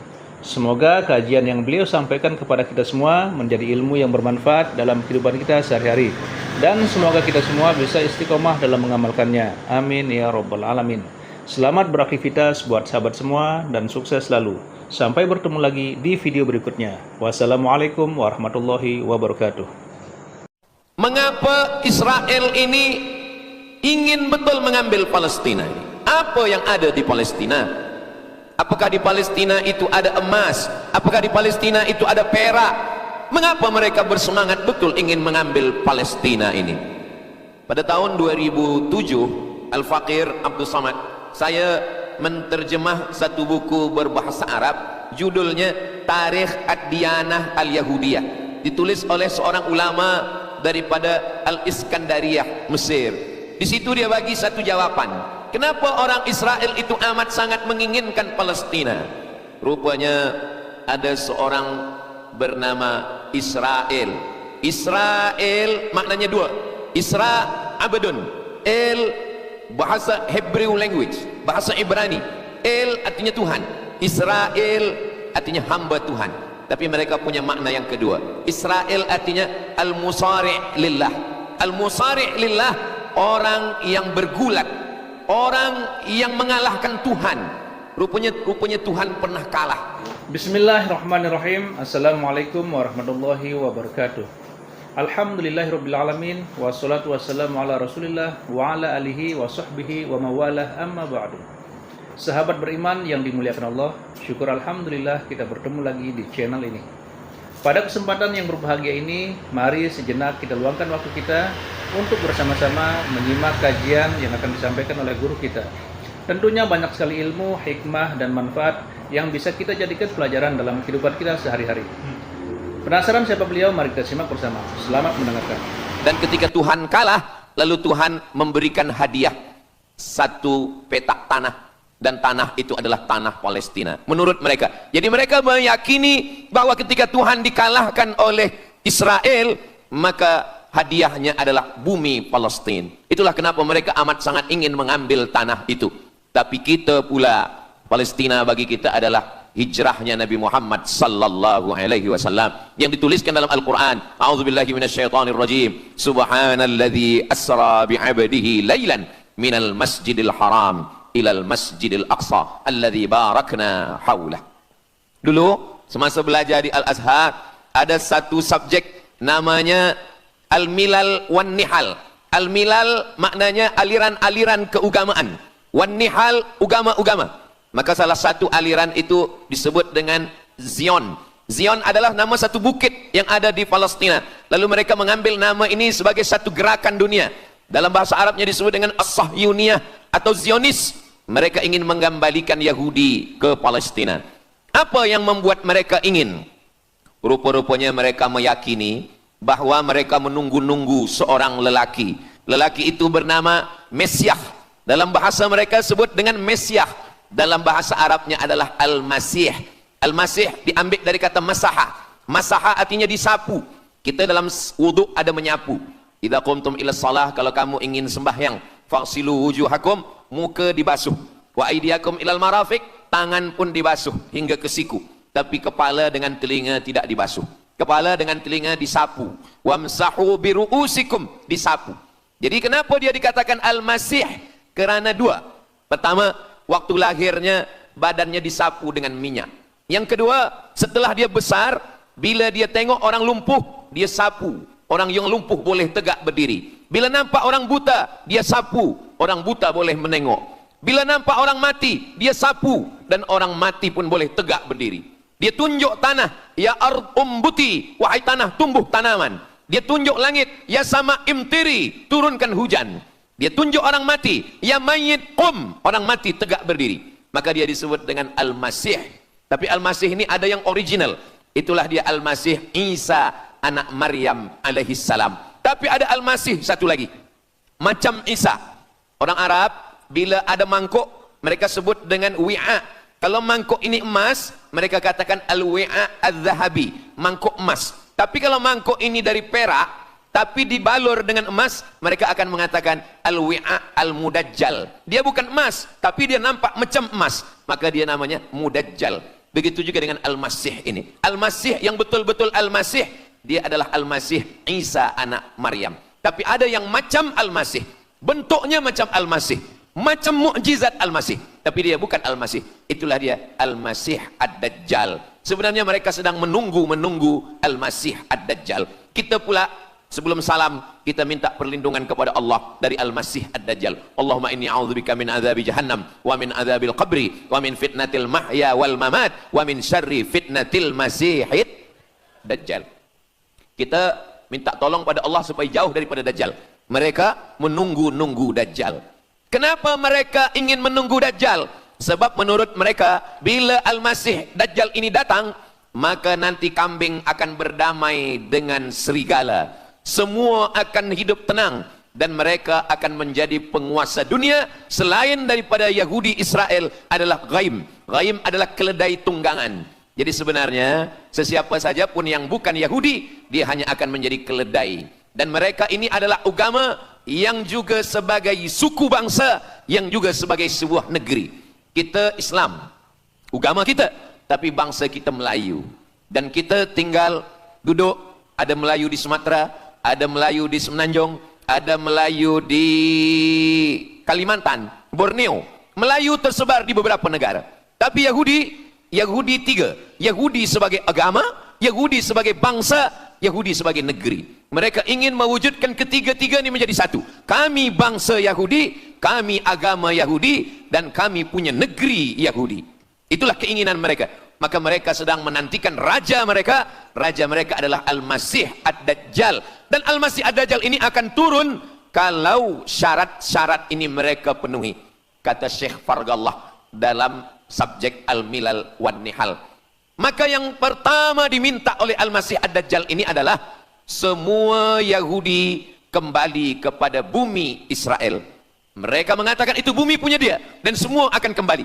Rupa-rupanya mereka tiada punya negeri. Sama macam nasib orang Kurdi. Kurdi ada di Turki, Kurdi ada di Irak, Kurdi ada di beberapa belahan bumi. Syekh Amin Al-Kurdi, mursyid tarekat Naqsabandiyah di Mesir, orang Kurdi, tapi duduk di Mesir. Syekh Muhammad Said Ramadan Al-Buti, orang Kurdi, tapi duduk di Suriah. Salahuddin Al-Ayyubi, orang Kurdi, tapi dia raja di Mesir. Mereka pun di seluruh dunia ada, tapi mereka tak ada punya negeri. Maka mereka ingin mengambil Palestina, mereka ingin kembali ke negeri yang menurut mereka inilah adalah hadiah daripada Tuhan, kerana Tuhan kalah bertembung, bertarung dengan nenek moyang mereka bernama Israel menurut hikayat mereka. Yang ini semuanya adalah asatirul awalin, hanya dongeng-dongeng nenek moyang mereka zaman silam.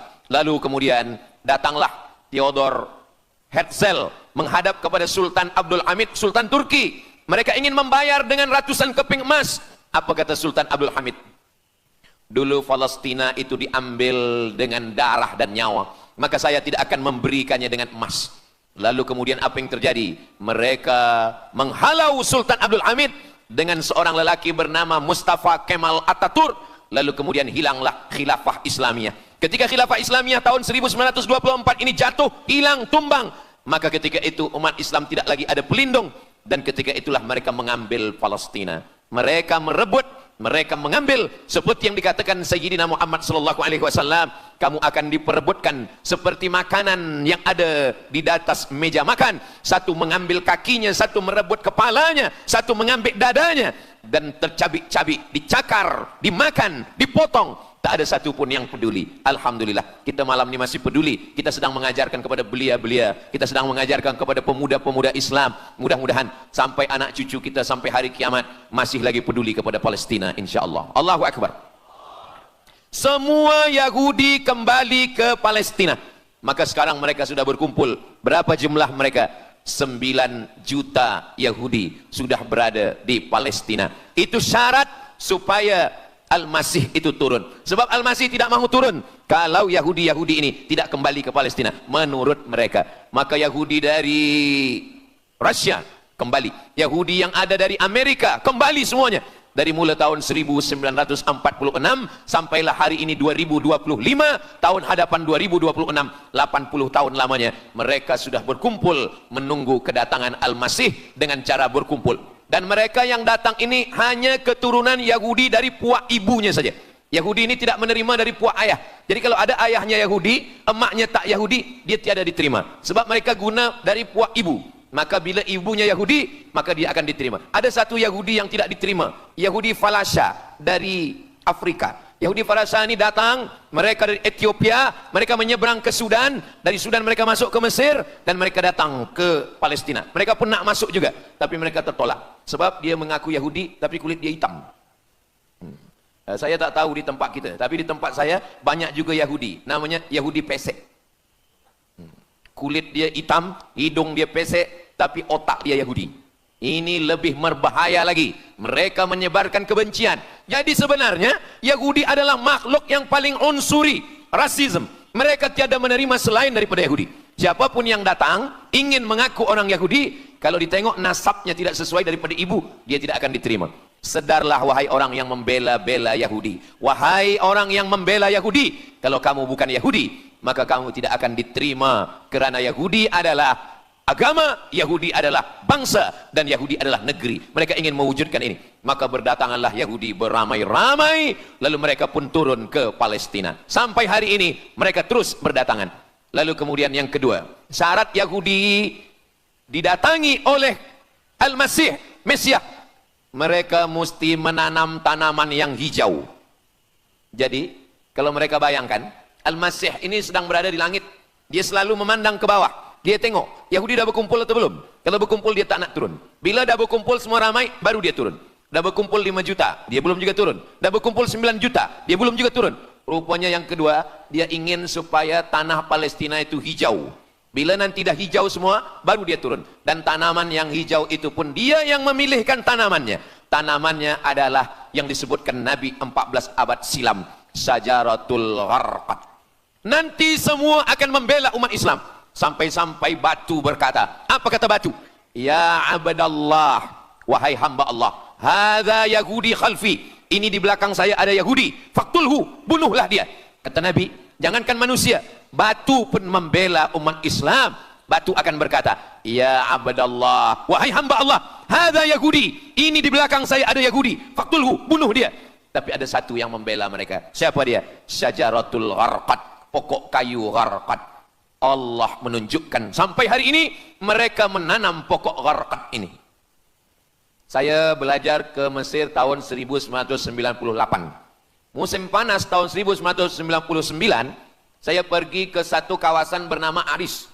Selepas itu pergi ke sebuah kota, kota ini bernama Rafah. Rafah ini dibagi dua, setengah diambil oleh Yahudi, setengah lagi diambil oleh Mesir. Dari sempadan ini kita boleh menengok hijau. Lalu saya pun bertanya kepada ulama yang mendampingi kami, Tuan Syekh, itu pokok apa yang hijau? Kata Syekh, itulah pokok yang disebutkan Nabi Muhammad sallallahu alaihi wasallam. Pokok itu bernama Syajaratul Gharqad, dan mereka memang menanam pokok itu sekarang. Supaya apa? Supaya Al-Masih menengok dari atas, bila dia tengok dah hijau, dia pun akan turun menurut keyakinan Yahudi. Yahudi sudah berkumpul 9 juta orang. Pokok Gharqad sudah ditanam, sudah. Ada lagi, apa dia? Mesti menghancurkan Babilonia. Babilonia adalah raja yang dulu menghancurkan kerajaan Yahudi. Nama rajanya Nebukadnezar. Nebukadnezar dari Babilonia menghancurkan kerajaan Yahudi. Maka Yahudi ini pendendam. Orang yang paling dendam di atas dunia ini adalah Yahudi. Nebukadnezar sudah lama musnah, tapi dendam mereka kepada Irak sampai hari ini. Babilonia itu adalah Irak. Maka siapapun yang menjadi penguasa, pasti mereka akan perintahkan untuk menghantam Irak. Dari mula George Bush sampailah sekarang, Irak selalu dihantam. Dituduh bahwa Irak ada punya senjata membunuh manusia. Mereka katakan bahwa Saddam Hussein ini ada memiliki senjata yang boleh menghancurkan peradaban manusia. Akhirnya mereka membunuh Saddam Hussein. Apa yang terjadi? Sampai hari ini Saddam Hussein tiada memiliki apapun untuk menghancurkan umat manusia. Jadi sebenarnya adalah ini agenda daripada Yahudi. Mereka ingin menghancurkan Babilonia, dan Babilonia itu adalah Irak pada zaman modern sekarang ini. Setiap penguasa pasti menghancurkan Irak sebab mereka amat sangat benci dan dendam kesumat kepada Irak. Ada buku judulnya Al-Yahud fi Masr, orang Yahudi di Mesir. Lalu kemudian seorang jenderal Yahudi bernama Musa Dayan buta matanya sebelah. Lalu Musa Dayan ini meminta kepada Presiden Prancis bernama De Gaulle. Lalu De Gaulle pun menelpon Presiden Mesir bernama Anwar Sadat. Bukunya ada, saya simpan di rumah. Dia katakan bahwa kepada Anwar Sadat, wahai Tuan Presiden Anwar Sadat, ini mami yang ada di Museum Mesir Kaherah itu sedang sakit. Jadi untuk menyehatkannya mesti dibawa ke Prancis, ke Paris. Lalu disediakanlah pesawat terbang untuk membawa mami ini. Dulu saya pernah dengar tazkirah Ustaz Azhar Idrus, jangan anak panggil mami, sebab mami itu, inilah mami Fir'aun. Mami return. Ini mami ini sakit, maka dia mesti disehatkan, ada bakteri, maka dia mesti disehatkan, dibawa ke Paris, Prancis. Akhirnya diterbangkan pada masa Presiden Anwar Sadat. Dibawa ke hospital, sampai di hospital, rupa-rupanya Jenderal Musa Dayan yang buta sebelah sudah menunggu mami. Begitu mami Ramses II, Fir'aun sampai, dia terus meninju muka mami itu. Kenapa? Sebab dia dendam. Inilah yang dulu menghalau nenek moyang dia dari Mesir. Gila. Yahudi ini adalah orang-orang yang gila. Sampai hari ini, mereka punya dendam yang tak berkesudahan. Sampai mami yang sudah menjadi kering, kita pun menengoknya biasa-biasa saja. Tapi Musa Dayan melampiaskan dendam kesumat dia sampai pada masa Presiden Anwar Sadat, yang akhirnya Anwar Sadat pun mati terbunuh ditembak oleh Khalid Islambuli. Begitulah Allah Subhanahu wa taala menceritakan saksi sejarah supaya umat Islam faham bagaimana pikiran, bagaimana sakit jiwanya orang-orang Yahudi. Mereka sudah berkumpul di Palestina 9 juta. Tanam-tanaman hijau sudah ditanam. Irak sudah dihantam, hancur lebur Irak. Apa lagi yang mereka lakukan? Tanah Palestina mesti merah. Tanah Palestina tidak boleh hitam. Tanah Palestina mesti merah. Apa yang membuat tanah Palestina merah? Merah kerana darah budak-budak, anak-anak yang tak berdosa dari Palestina. Jadi kalau ada orang yang hari ini terheran-heran, mengapa mereka membunuh budak kecil? Mengapa mereka menjatuhkan bom untuk menghancurkan rumah, membunuh perempuan yang hamil tiada berdosa? Tapi bila orang faham, dia mengerti. Sesungguhnya mereka ingin supaya darah anak-anak yang tiada berdosa itu tumpah. Kalau darah itu sudah tumpah, disitulah mereka menantikan supaya Al-Masih, Mesiah itu turun membela. Sebab itu adalah raja di raja mereka. Apa yang terjadi sebenarnya hari ini? Yang terjadi sebenarnya adalah mereka membangun, membina sebuah kerajaan dari khayal, dari pikiran gila. Maka ada seorang yang tidak percaya kepada Allah, dia atheist, dia tak percaya kepada Tuhan, namanya Roger Jarroudi. Tapi akhirnya dia dapat hidayah, dia masuk Islam. Selepas masuk Islam, dia tulis buku bahwa Israel Yahudi mendirikan negara berdasarkan mitologi, berdasarkan khurafat, berdasarkan kisah-kisah bohong, dusta. Tapi mereka percaya dengan dusta itu. Lalu kemudian Roger Jarroudi ditangkap oleh pemerintah Prancis, dimasukkan ke dalam penjara. Bukunya diterjemahkan ke dalam bahasa Arab, diterjemahkan ke dalam bahasa Melayu. Roger Jarroudi, bagaimana orang Yahudi Israel membina kerajaan negara berdasarkan khayal, berdasarkan tipu, berdasarkan dusta, berdasarkan mitologi, berdasarkan asatirul awalin, dongeng-dongeng daripada nenek moyang mereka dulu. Lalu kemudian hari ini kita sudah menengok darah itu sudah tumpah merata-rata di tanah Palestina. Masya Allah, sangat luar biasa kajian yang sudah disampaikan oleh guru kita. Sahabat beriman yang dimuliakan Allah, tetaplah di channel ini karena kajian ini belum selesai. Tentunya masih banyak lagi hal-hal menarik yang akan disampaikan oleh guru kita. Mari kita lanjutkan kembali. Selamat mendengarkan. Kenapa Al-Masih, Mesiah belum juga turun? Kenapa belum datang juga Mesiah yang mereka tunggu itu? Rupanya ada syarat lagi yang belum. Apa dia? Mereka mesti membina satu yang disebut dengan Haikal Sulaiman, Temple of King Solomon. Mereka meyakini bahwa raja mereka adalah Solomon, dan dia ada sebuah kuil yang mereka sebut, mereka tulis bukunya, Temple of King Solomon. Di mana letaknya? Letaknya adalah di atas Al-Masjidil Aqsa. Mereka ingin menghancurkan Al-Masjidil Aqsa, diratakan dengan tanah, nanti mereka akan bina Temple of King Solomon. Selepas itu mereka siapkan satu kerusi singgasana. Selepas itu nanti barulah turun Al-Masih, Mesiah yang dijanjikan menurut mereka. Yang semuanya ini adalah dusta, bohong, tipu daripada Zionis, karena mereka ingin menguasai dan mereka ingin membuat sebuah negara yang sangat besar, yang negara itu disebut dengan The Great Israelian. Israel Raya, dia dari 2 sungai. Biasanya orang membuat map itu rahasia. Map biasanya rahasia yang disimpan, tapi orang Yahudi Israel, mereka buatkan mapnya di dalam bendera mereka. Kita membuat sesuatu yang rahasia kita simpan, tapi mereka membuat satu garis biru di atas, satu lagi garis biru di bawah. Yang di atas itu adalah sungai Nil di atas, dan yang di bawah itu adalah sungai Efrat. Sungai Nil di atas, Afrika Utara, Mesir. Sungai Efrat di bawah, sungai Efrat ada di Irak. Lalu di tengah itu ada bintang segi 6. Apa maknanya? Mereka ingin membina sebuah kerajaan yang luasnya dari Nil hingga ke Efrat. Itulah kenapa ketika mereka membuka embasi di Kairo, ketika Israel membina embasi di Kairo, ini sungai Nil, ini bagian atas, ini bagian bawah. Kerajaan Mesir membagi embasi Israel tanah di bawah sungai Nil. Mereka tidak mau. Mereka ingin membina embasi di atas sungai Nil. Kenapa mereka tidak mau membina embasi di bawah sungai Nil? Karena menurut mereka di bawah sungai Nil adalah negeri kami. Orang membina embasi hanya di luar daripada kerajaannya. Jadi sebenarnya menurut pengakuan mereka, Mesir yang ada sekarang, semua yang ada di bawah Nil hingga ke Efrat Irak, itu adalah kerajaan mereka, yang kalau mereka mewujudkan itu nanti, mereka akan menjadikan semua manusia ini sebagai keledai tunggangan. Alhamdulillah, itu disampaikan oleh Syekh Fargallah. Lalu kemudian kami membacanya, mempelajarinya, beliau bacakan di kelas, dan hari ini saya amat sangat bersenang hati. Tapi kita tetap susah hati dengan Palestina. Saya merasa senang hati sebab saya boleh menyampaikannya kepada para belia pemuda muslimin muslimat yang hadir malam ini. Macam mana, suara saya jelas tak jelas? Jelas. Yang saya sampaikan ini boleh faham? Alhamdulillah. Yang tak faham nanti faham sendiri insyaallah. Begitulah Allah Subhanahu wa taala. Saya dulu pernah berjumpa dengan Syekh Muhammad Jibril. Lalu kemudian saya tanya Syekh Muhammad Jibril, "Syekh, kenapa Allah membinasakan kaum Ad, kaum Samud, kaum Madian? Wa ila Samud akhahum Salihah, wa ila Madian akhahum Syuaiba, wa ila Adin akhahum Huda." Madian, Samud, Ad, semuanya musnah. Iram dzatil imad, Iram hilang semuanya. Tapi kenapa Yahudi ini masih ada sekarang? Kenapa Allah tak musnahkan?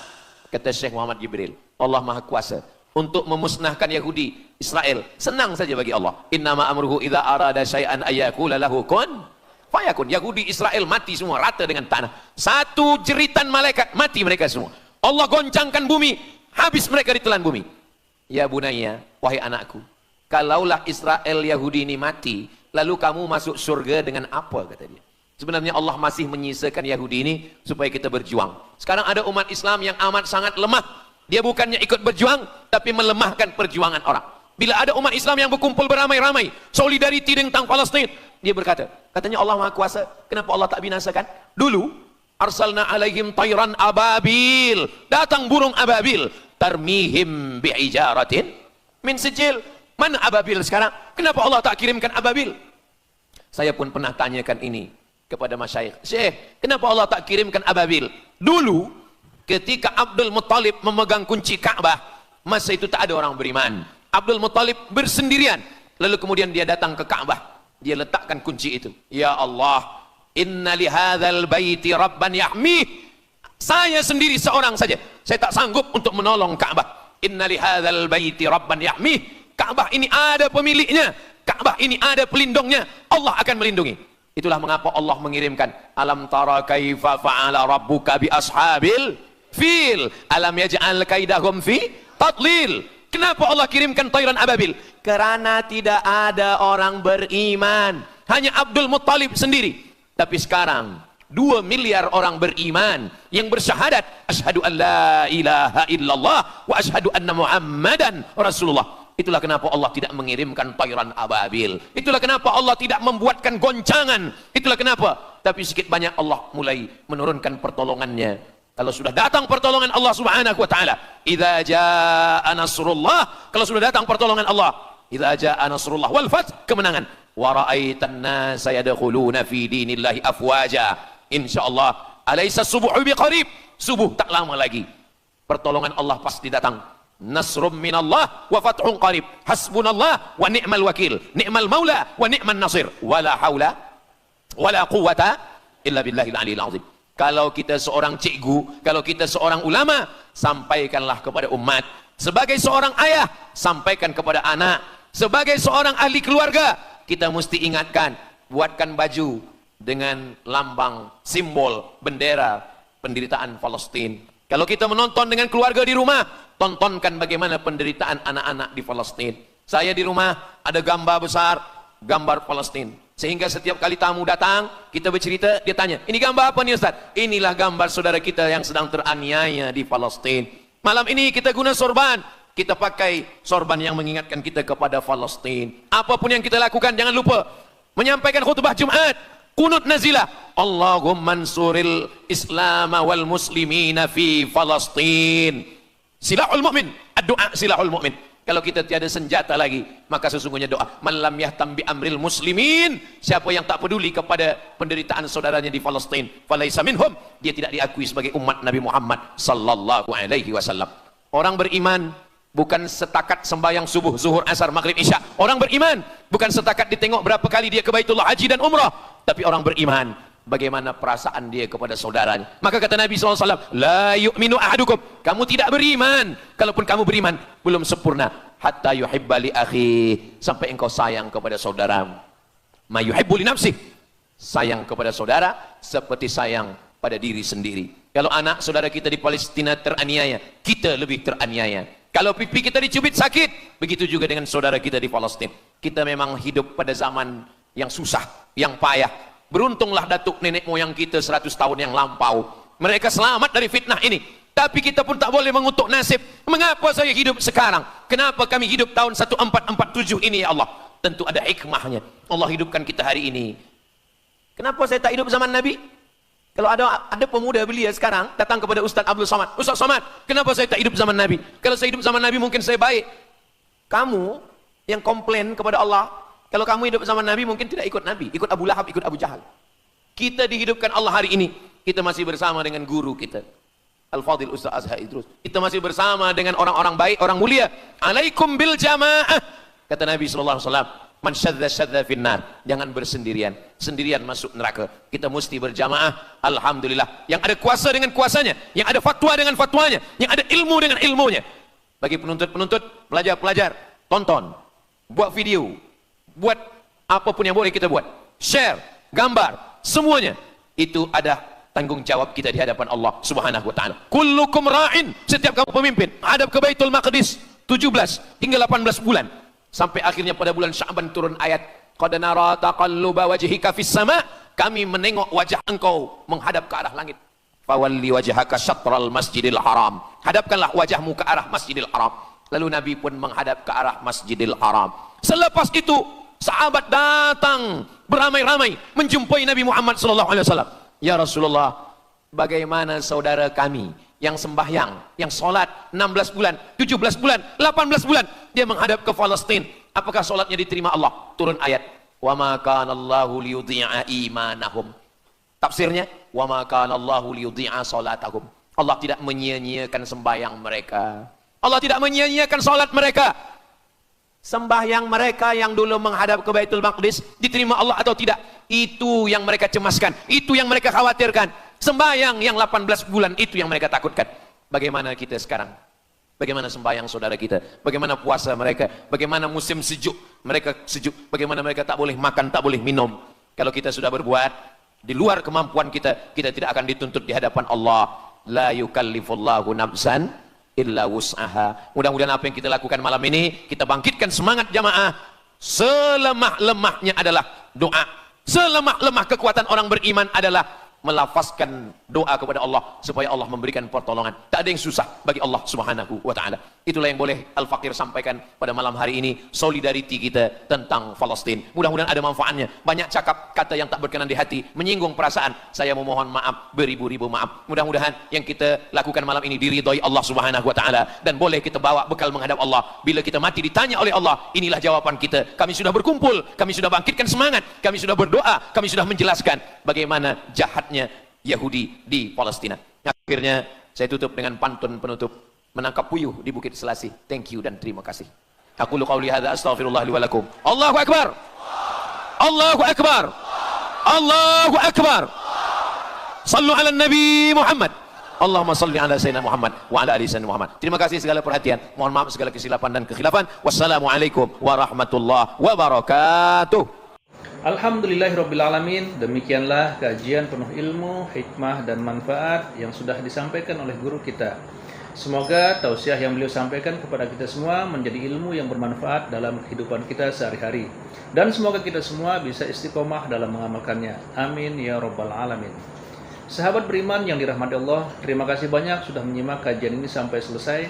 Doa dan harapan saya, semoga sahabat semua selalu diberikan kesehatan, dimudahkan segala urusannya, dan dilancarkan rezekinya. Amin ya rabbal alamin. Demikian yang dapat saya bagikan, kurang lebihnya mohon maaf. Sampai bertemu lagi di kajian berikutnya. Wabillahi taufiq wal hidayah, waridha wal inayah. Wassalamualaikum warahmatullahi wabarakatuh. Setelah kita mendengarkan bersama kajian yang sangat luar biasa dari guru kita, sekarang mari kita lanjutkan aktivitas kita masing-masing.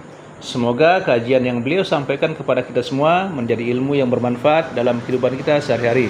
Dan semoga kita semua bisa istiqomah dalam mengamalkannya. Amin ya rabbal alamin. Selamat beraktivitas buat sahabat semua dan sukses selalu. Sampai bertemu lagi di video berikutnya. Wassalamualaikum warahmatullahi wabarakatuh. Mengapa Israel ini ingin betul mengambil Palestina? Apa yang ada di Palestina? Apakah di Palestina itu ada emas? Apakah di Palestina itu ada perak? Mengapa mereka bersemangat betul ingin mengambil Palestina ini? Pada tahun 2007, Al-Faqir Abdul Samad, saya menterjemah satu buku berbahasa Arab, judulnya Tarikh Ad-Diyanah Al-Yahudiyah, ditulis oleh seorang ulama daripada Al-Iskandariyah, Mesir. Di situ dia bagi satu jawaban. Kenapa orang Israel itu amat sangat menginginkan Palestina? Rupanya ada seorang bernama Israel. Israel maknanya dua. Isra abdun. El bahasa Hebrew language, bahasa Ibrani. El artinya Tuhan. Israel artinya hamba Tuhan. Tapi mereka punya makna yang kedua. Israel artinya al-musari' lillah. Al-musari' lillah, orang yang bergulat, orang yang mengalahkan Tuhan. Rupanya Tuhan pernah kalah. Bismillahirrahmanirrahim. Assalamualaikum warahmatullahi wabarakatuh. Alhamdulillahirrabbilalamin. Wassalatu wassalamu ala rasulillah wa ala alihi wa sahbihi wa mawalah, amma ba'du. Sahabat beriman yang dimuliakan Allah, syukur alhamdulillah kita bertemu lagi di channel ini. Pada kesempatan yang berbahagia ini, mari sejenak kita luangkan waktu kita untuk bersama-sama menyimak kajian yang akan disampaikan oleh guru kita. Tentunya banyak sekali ilmu, hikmah, dan manfaat yang bisa kita jadikan pelajaran dalam kehidupan kita sehari-hari. Penasaran siapa beliau? Mari kita simak bersama. Selamat mendengarkan. Dan ketika Tuhan kalah, lalu Tuhan memberikan hadiah satu petak tanah. Dan tanah itu adalah tanah Palestina menurut mereka. Jadi mereka meyakini bahwa ketika Tuhan dikalahkan oleh Israel, maka hadiahnya adalah bumi Palestina. Itulah kenapa mereka amat sangat ingin mengambil tanah itu. Tapi kita pula, Palestina bagi kita adalah hijrahnya Nabi Muhammad sallallahu alaihi wasallam yang dituliskan dalam Al-Qur'an. A'udzubillahi minasyaitonirrajim. Subhanalladzi asra bi'abdihi lailan minal masjidil haram ilal masjidil aqsa alladzi barakna haulah. Dulu semasa belajar di Al-Azhar ada satu subjek namanya Al-Milal wan Nihal. Al-Milal maknanya aliran-aliran keagamaan, wan Nihal agama-agama. Maka salah satu aliran itu disebut dengan Zion. Zion adalah nama satu bukit yang ada di Palestina. Lalu mereka mengambil nama ini sebagai satu gerakan dunia. Dalam bahasa Arabnya disebut dengan As-Sahyuniyah atau Zionis. Mereka ingin mengembalikan Yahudi ke Palestina. Apa yang membuat mereka ingin? Rupa-rupanya mereka meyakini bahwa mereka menunggu-nunggu seorang lelaki. Lelaki itu bernama Mesyah. Dalam bahasa mereka sebut dengan Mesyah. Dalam bahasa Arabnya adalah Al-Masih. Al-Masih diambil dari kata masaha. Masaha artinya disapu. Kita dalam wudhu ada menyapu. Idza qumtum ila shalah, kalau kamu ingin sembahyang, faghsilu wujuhakum, muka dibasuh. Wa aydiyakum ilal marafiq, tangan pun dibasuh hingga ke siku. Tapi kepala dengan telinga tidak dibasuh. Kepala dengan telinga disapu. Wamsahu biru'usikum, disapu. Jadi kenapa dia dikatakan Al-Masih? Kerana dua. Pertama, waktu lahirnya badannya disapu dengan minyak. Yang kedua, setelah dia besar, bila dia tengok orang lumpuh, dia sapu. Orang yang lumpuh boleh tegak berdiri. Bila nampak orang buta, dia sapu. Orang buta boleh menengok. Bila nampak orang mati, dia sapu. Dan orang mati pun boleh tegak berdiri. Dia tunjuk tanah, ya ard umbuti, wahai tanah tumbuh tanaman. Dia tunjuk langit, ya sama imtiri, turunkan hujan. Dia tunjuk orang mati, ya mayyit qum, orang mati tegak berdiri. Maka dia disebut dengan Al-Masih. Tapi Al-Masih ini ada yang original. Itulah dia Al-Masih Isa anak Maryam alaihi salam. Tapi ada Al-Masih satu lagi. Macam Isa. Orang Arab bila ada mangkuk mereka sebut dengan wi'a. Kalau mangkuk ini emas, mereka katakan al-wi'a az-zahabi, mangkuk emas. Tapi kalau mangkuk ini dari perak, tapi dibalur dengan emas, mereka akan mengatakan al-wi'a al-mudajjal. Dia bukan emas, tapi dia nampak macam emas, maka dia namanya mudajjal. Begitu juga dengan Al-Masih ini. Al-Masih yang betul-betul Al-Masih, dia adalah Al-Masih Isa anak Maryam. Tapi ada yang macam Al-Masih, bentuknya macam Al-Masih, macam mukjizat Al-Masih, tapi dia bukan Al-Masih. Itulah dia Al-Masih Ad-Dajjal. Sebenarnya mereka sedang menunggu Al-Masih Ad-Dajjal.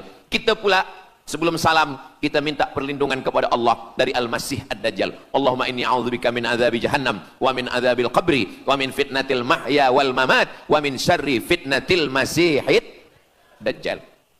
Kita minta tolong pada Allah supaya jauh daripada Dajjal. Mereka menunggu Dajjal.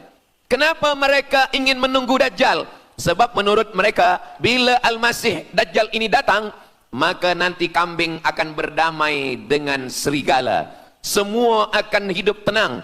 Dan mereka akan menjadi penguasa dunia. Selain daripada Yahudi Israel adalah ghaim. Ghaim adalah keledai tunggangan.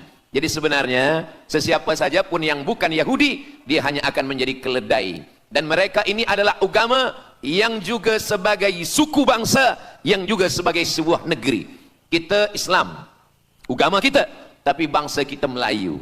Dan kita tinggal duduk, ada Melayu di Sumatera, ada Melayu di Semenanjung, ada Melayu di Kalimantan, Borneo. Melayu tersebar di beberapa negara. Tapi Yahudi tiga. Yahudi sebagai agama, Yahudi sebagai bangsa, Yahudi sebagai negeri. Mereka ingin mewujudkan ketiga-tiga ini menjadi satu. Kami bangsa Yahudi, kami agama Yahudi, dan kami punya negeri Yahudi. Itulah keinginan mereka. Maka mereka sedang menantikan raja mereka. Raja mereka adalah Al-Masih Ad-Dajjal. Dan Al-Masih Ad-Dajjal ini akan turun kalau syarat-syarat ini mereka penuhi. Kata Syekh Fargallah dalam subjek Al-Milal wan Nihal. Maka yang pertama diminta oleh Al-Masih Ad-Dajjal ini adalah semua Yahudi kembali kepada bumi Israel. Mereka mengatakan itu bumi punya dia dan semua akan kembali. Rupa-rupanya mereka tiada punya negeri. Sama macam nasib orang Kurdi. Kurdi ada di Turki, Kurdi ada di Irak, Kurdi ada di beberapa belahan bumi. Syekh Amin Al-Kurdi, mursyid tarekat Naqsabandiyah di Mesir, orang Kurdi, tapi duduk di Mesir. Syekh Muhammad Said Ramadan Al-Buti, orang Kurdi, tapi duduk di Suriah. Salahuddin Al-Ayyubi, orang Kurdi, tapi dia raja di Mesir. Mereka pun di seluruh dunia ada, tapi mereka tak ada punya negeri. Maka mereka ingin mengambil Palestina, mereka ingin kembali ke negeri yang menurut mereka inilah adalah hadiah daripada Tuhan. Kerana Tuhan kalah, bertarung dengan nenek moyang mereka bernama Israel menurut hikayat mereka. Yang ini semuanya adalah asatirul awalin, hanya dongeng-dongeng nenek moyang mereka zaman silam. Lalu kemudian datanglah Theodor Herzl menghadap kepada Sultan Abdul Hamid, Sultan Turki. Mereka ingin membayar dengan ratusan keping emas. Apa kata Sultan Abdul Hamid? Dulu Palestina itu diambil dengan darah dan nyawa, maka saya tidak akan memberikannya dengan emas. Lalu kemudian apa yang terjadi? Mereka menghalau Sultan Abdul Hamid dengan seorang lelaki bernama Mustafa Kemal Ataturk. Lalu kemudian hilanglah khilafah Islamiyah. Ketika khilafah Islamiyah tahun 1924 ini jatuh, hilang, tumbang, maka ketika itu umat Islam tidak lagi ada pelindung, dan ketika itulah mereka mengambil Palestina. Mereka merebut, mereka mengambil, seperti yang dikatakan Sayyidina Muhammad sallallahu alaihi wasallam, kamu akan diperebutkan seperti makanan yang ada di atas meja makan. Satu mengambil kakinya, satu merebut kepalanya, satu mengambil dadanya, dan tercabik-cabik, dicakar, dimakan, dipotong. Tak ada satu pun yang peduli. Alhamdulillah, kita malam ini masih peduli. Kita sedang mengajarkan kepada belia-belia, kita sedang mengajarkan kepada pemuda-pemuda Islam. Mudah-mudahan sampai anak cucu kita sampai hari kiamat masih lagi peduli kepada Palestina, insyaAllah. Allahu Akbar. Semua Yahudi kembali ke Palestina. Maka sekarang mereka sudah berkumpul. Berapa jumlah mereka? 9 juta Yahudi sudah berada di Palestina. Itu syarat supaya Al-Masih itu turun. Sebab Al-Masih tidak mahu turun kalau Yahudi-Yahudi ini tidak kembali ke Palestina menurut mereka. Maka Yahudi dari Rusia kembali, Yahudi yang ada dari Amerika kembali semuanya. Dari mulai tahun 1946 sampailah hari ini 2025, tahun hadapan 2026, 80 tahun lamanya mereka sudah berkumpul menunggu kedatangan Al-Masih dengan cara berkumpul. Dan mereka yang datang ini hanya keturunan Yahudi dari puak ibunya saja. Yahudi ini tidak menerima dari puak ayah. Jadi kalau ada ayahnya Yahudi, emaknya tak Yahudi, dia tiada diterima. Sebab mereka guna dari puak ibu. Maka bila ibunya Yahudi, maka dia akan diterima. Ada satu Yahudi yang tidak diterima, Yahudi Falasha dari Afrika. Yahudi Falasha ini datang, mereka dari Ethiopia, mereka menyeberang ke Sudan, dari Sudan mereka masuk ke Mesir, dan mereka datang ke Palestina. Mereka pun nak masuk juga, tapi mereka tertolak. Sebab dia mengaku Yahudi, tapi kulit dia hitam. Saya tak tahu di tempat kita, tapi di tempat saya banyak juga Yahudi, namanya Yahudi pesek. Kulit dia hitam, hidung dia pesek, tapi otak dia Yahudi. Ini lebih berbahaya lagi. Mereka menyebarkan kebencian. Jadi sebenarnya Yahudi adalah makhluk yang paling unsuri, rasisme. Mereka tiada menerima selain daripada Yahudi. Siapapun yang datang ingin mengaku orang Yahudi, kalau ditengok nasabnya tidak sesuai daripada ibu, dia tidak akan diterima. Sedarlah wahai orang yang membela-bela Yahudi. Wahai orang yang membela Yahudi, kalau kamu bukan Yahudi, maka kamu tidak akan diterima, kerana Yahudi adalah agama, Yahudi adalah bangsa, dan Yahudi adalah negeri. Mereka ingin mewujudkan ini. Maka berdatanganlah Yahudi beramai-ramai, lalu mereka pun turun ke Palestina. Sampai hari ini mereka terus berdatangan. Lalu kemudian yang kedua, syarat Yahudi didatangi oleh Al-Masih, Mesias, mereka mesti menanam tanaman yang hijau. Jadi kalau mereka bayangkan, Al-Masih ini sedang berada di langit, dia selalu memandang ke bawah. Dia tengok, Yahudi dah berkumpul atau belum? Kalau berkumpul dia tak nak turun. Bila dah berkumpul semua ramai, baru dia turun. Dah berkumpul 5 juta, dia belum juga turun. Dah berkumpul 9 juta, dia belum juga turun. Rupanya yang kedua, dia ingin supaya tanah Palestina itu hijau. Bila nanti dah hijau semua, baru dia turun. Dan tanaman yang hijau itu pun dia yang memilihkan tanamannya. Tanamannya adalah yang disebutkan Nabi 14 abad silam, Syajaratul Gharqad. Nanti semua akan membela umat Islam. Sampai-sampai batu berkata, apa kata batu? Ya abdallah, wahai hamba Allah, hadza Yahudi khalfi, ini di belakang saya ada Yahudi, faktulhu, bunuhlah dia. Kata Nabi, jangankan manusia, batu pun membela umat Islam. Batu akan berkata, ya abdallah, wahai hamba Allah, hadza Yahudi, ini di belakang saya ada Yahudi, faktulhu, bunuh dia. Tapi ada satu yang membela mereka. Siapa dia? Syajaratul Gharqad, pokok kayu Gharqad. Allah menunjukkan sampai hari ini mereka menanam pokok Gharqad ini. Saya belajar ke Mesir tahun 1998. Musim panas tahun 1999, saya pergi ke satu kawasan bernama Aris. Selepas itu pergi ke sebuah kota, kota ini bernama Rafah. Rafah ini dibagi dua, setengah diambil oleh Yahudi, setengah lagi diambil oleh Mesir. Dari sempadan ini kita boleh menengok hijau. Lalu saya pun bertanya kepada ulama yang mendampingi kami, Tuan Syekh, itu pokok apa yang hijau? Kata Syekh, itulah pokok yang disebutkan Nabi Muhammad sallallahu alaihi wasallam.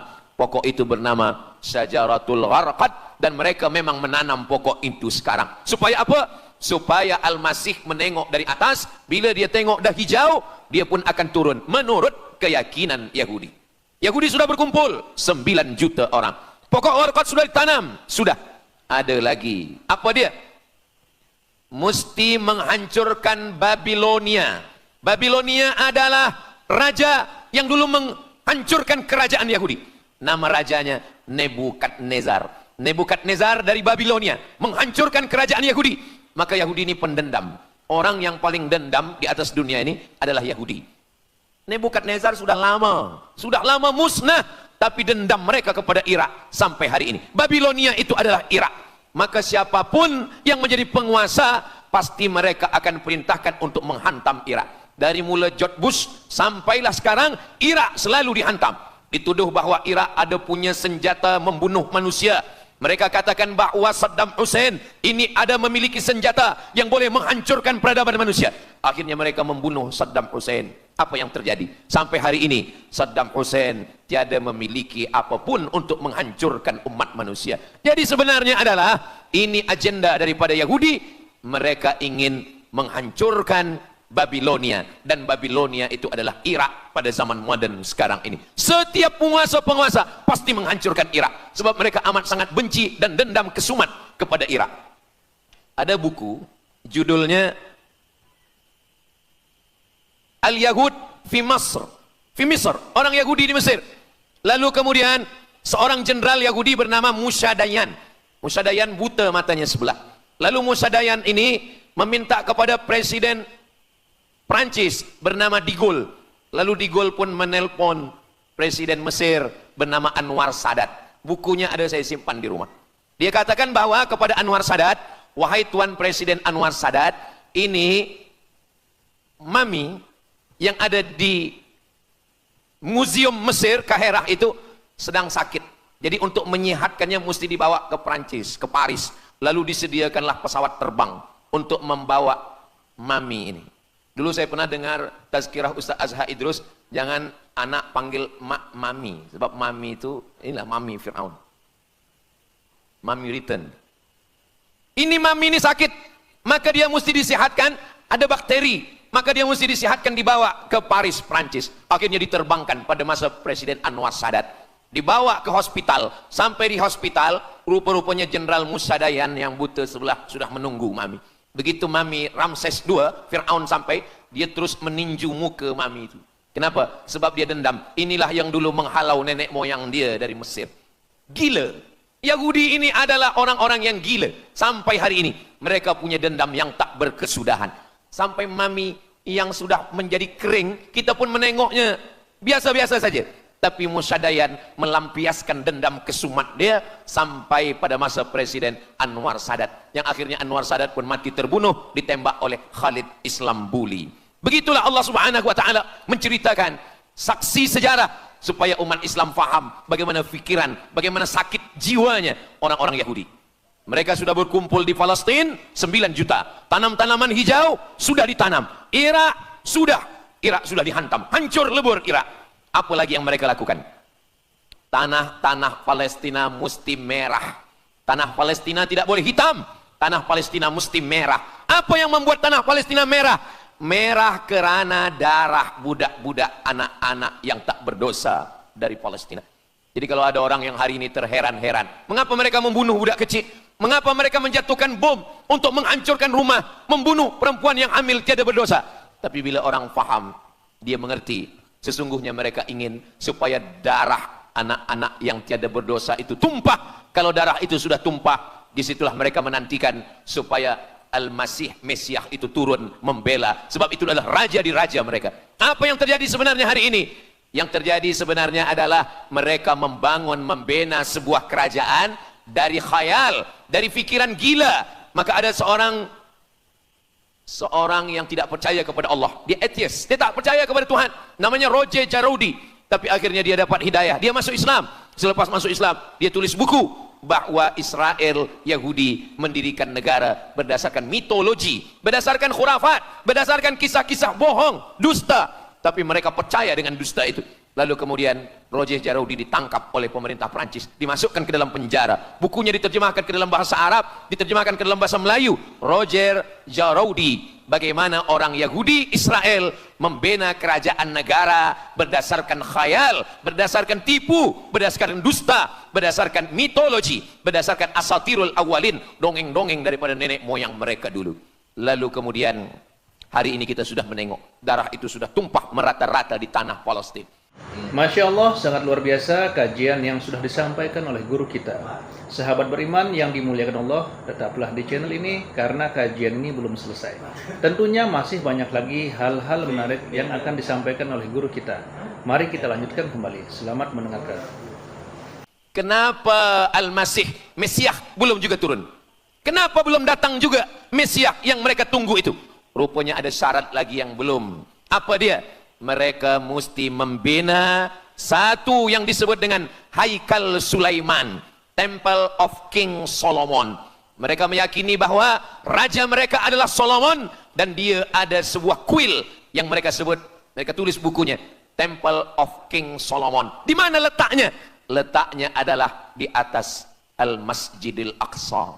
Mereka ingin menghancurkan Al-Masjidil Aqsa, diratakan dengan tanah. Nanti mereka akan bina Temple of King Solomon. Selepas itu mereka siapkan satu kerusi singgasana. Selepas itu nanti barulah turun Al-Masih, Mesiah yang dijanjikan menurut mereka. Yang semuanya ini adalah dusta, bohong, tipu daripada Zionis, kerana mereka ingin menguasai dan mereka ingin membuat sebuah negara yang sangat besar, yang negara itu disebut dengan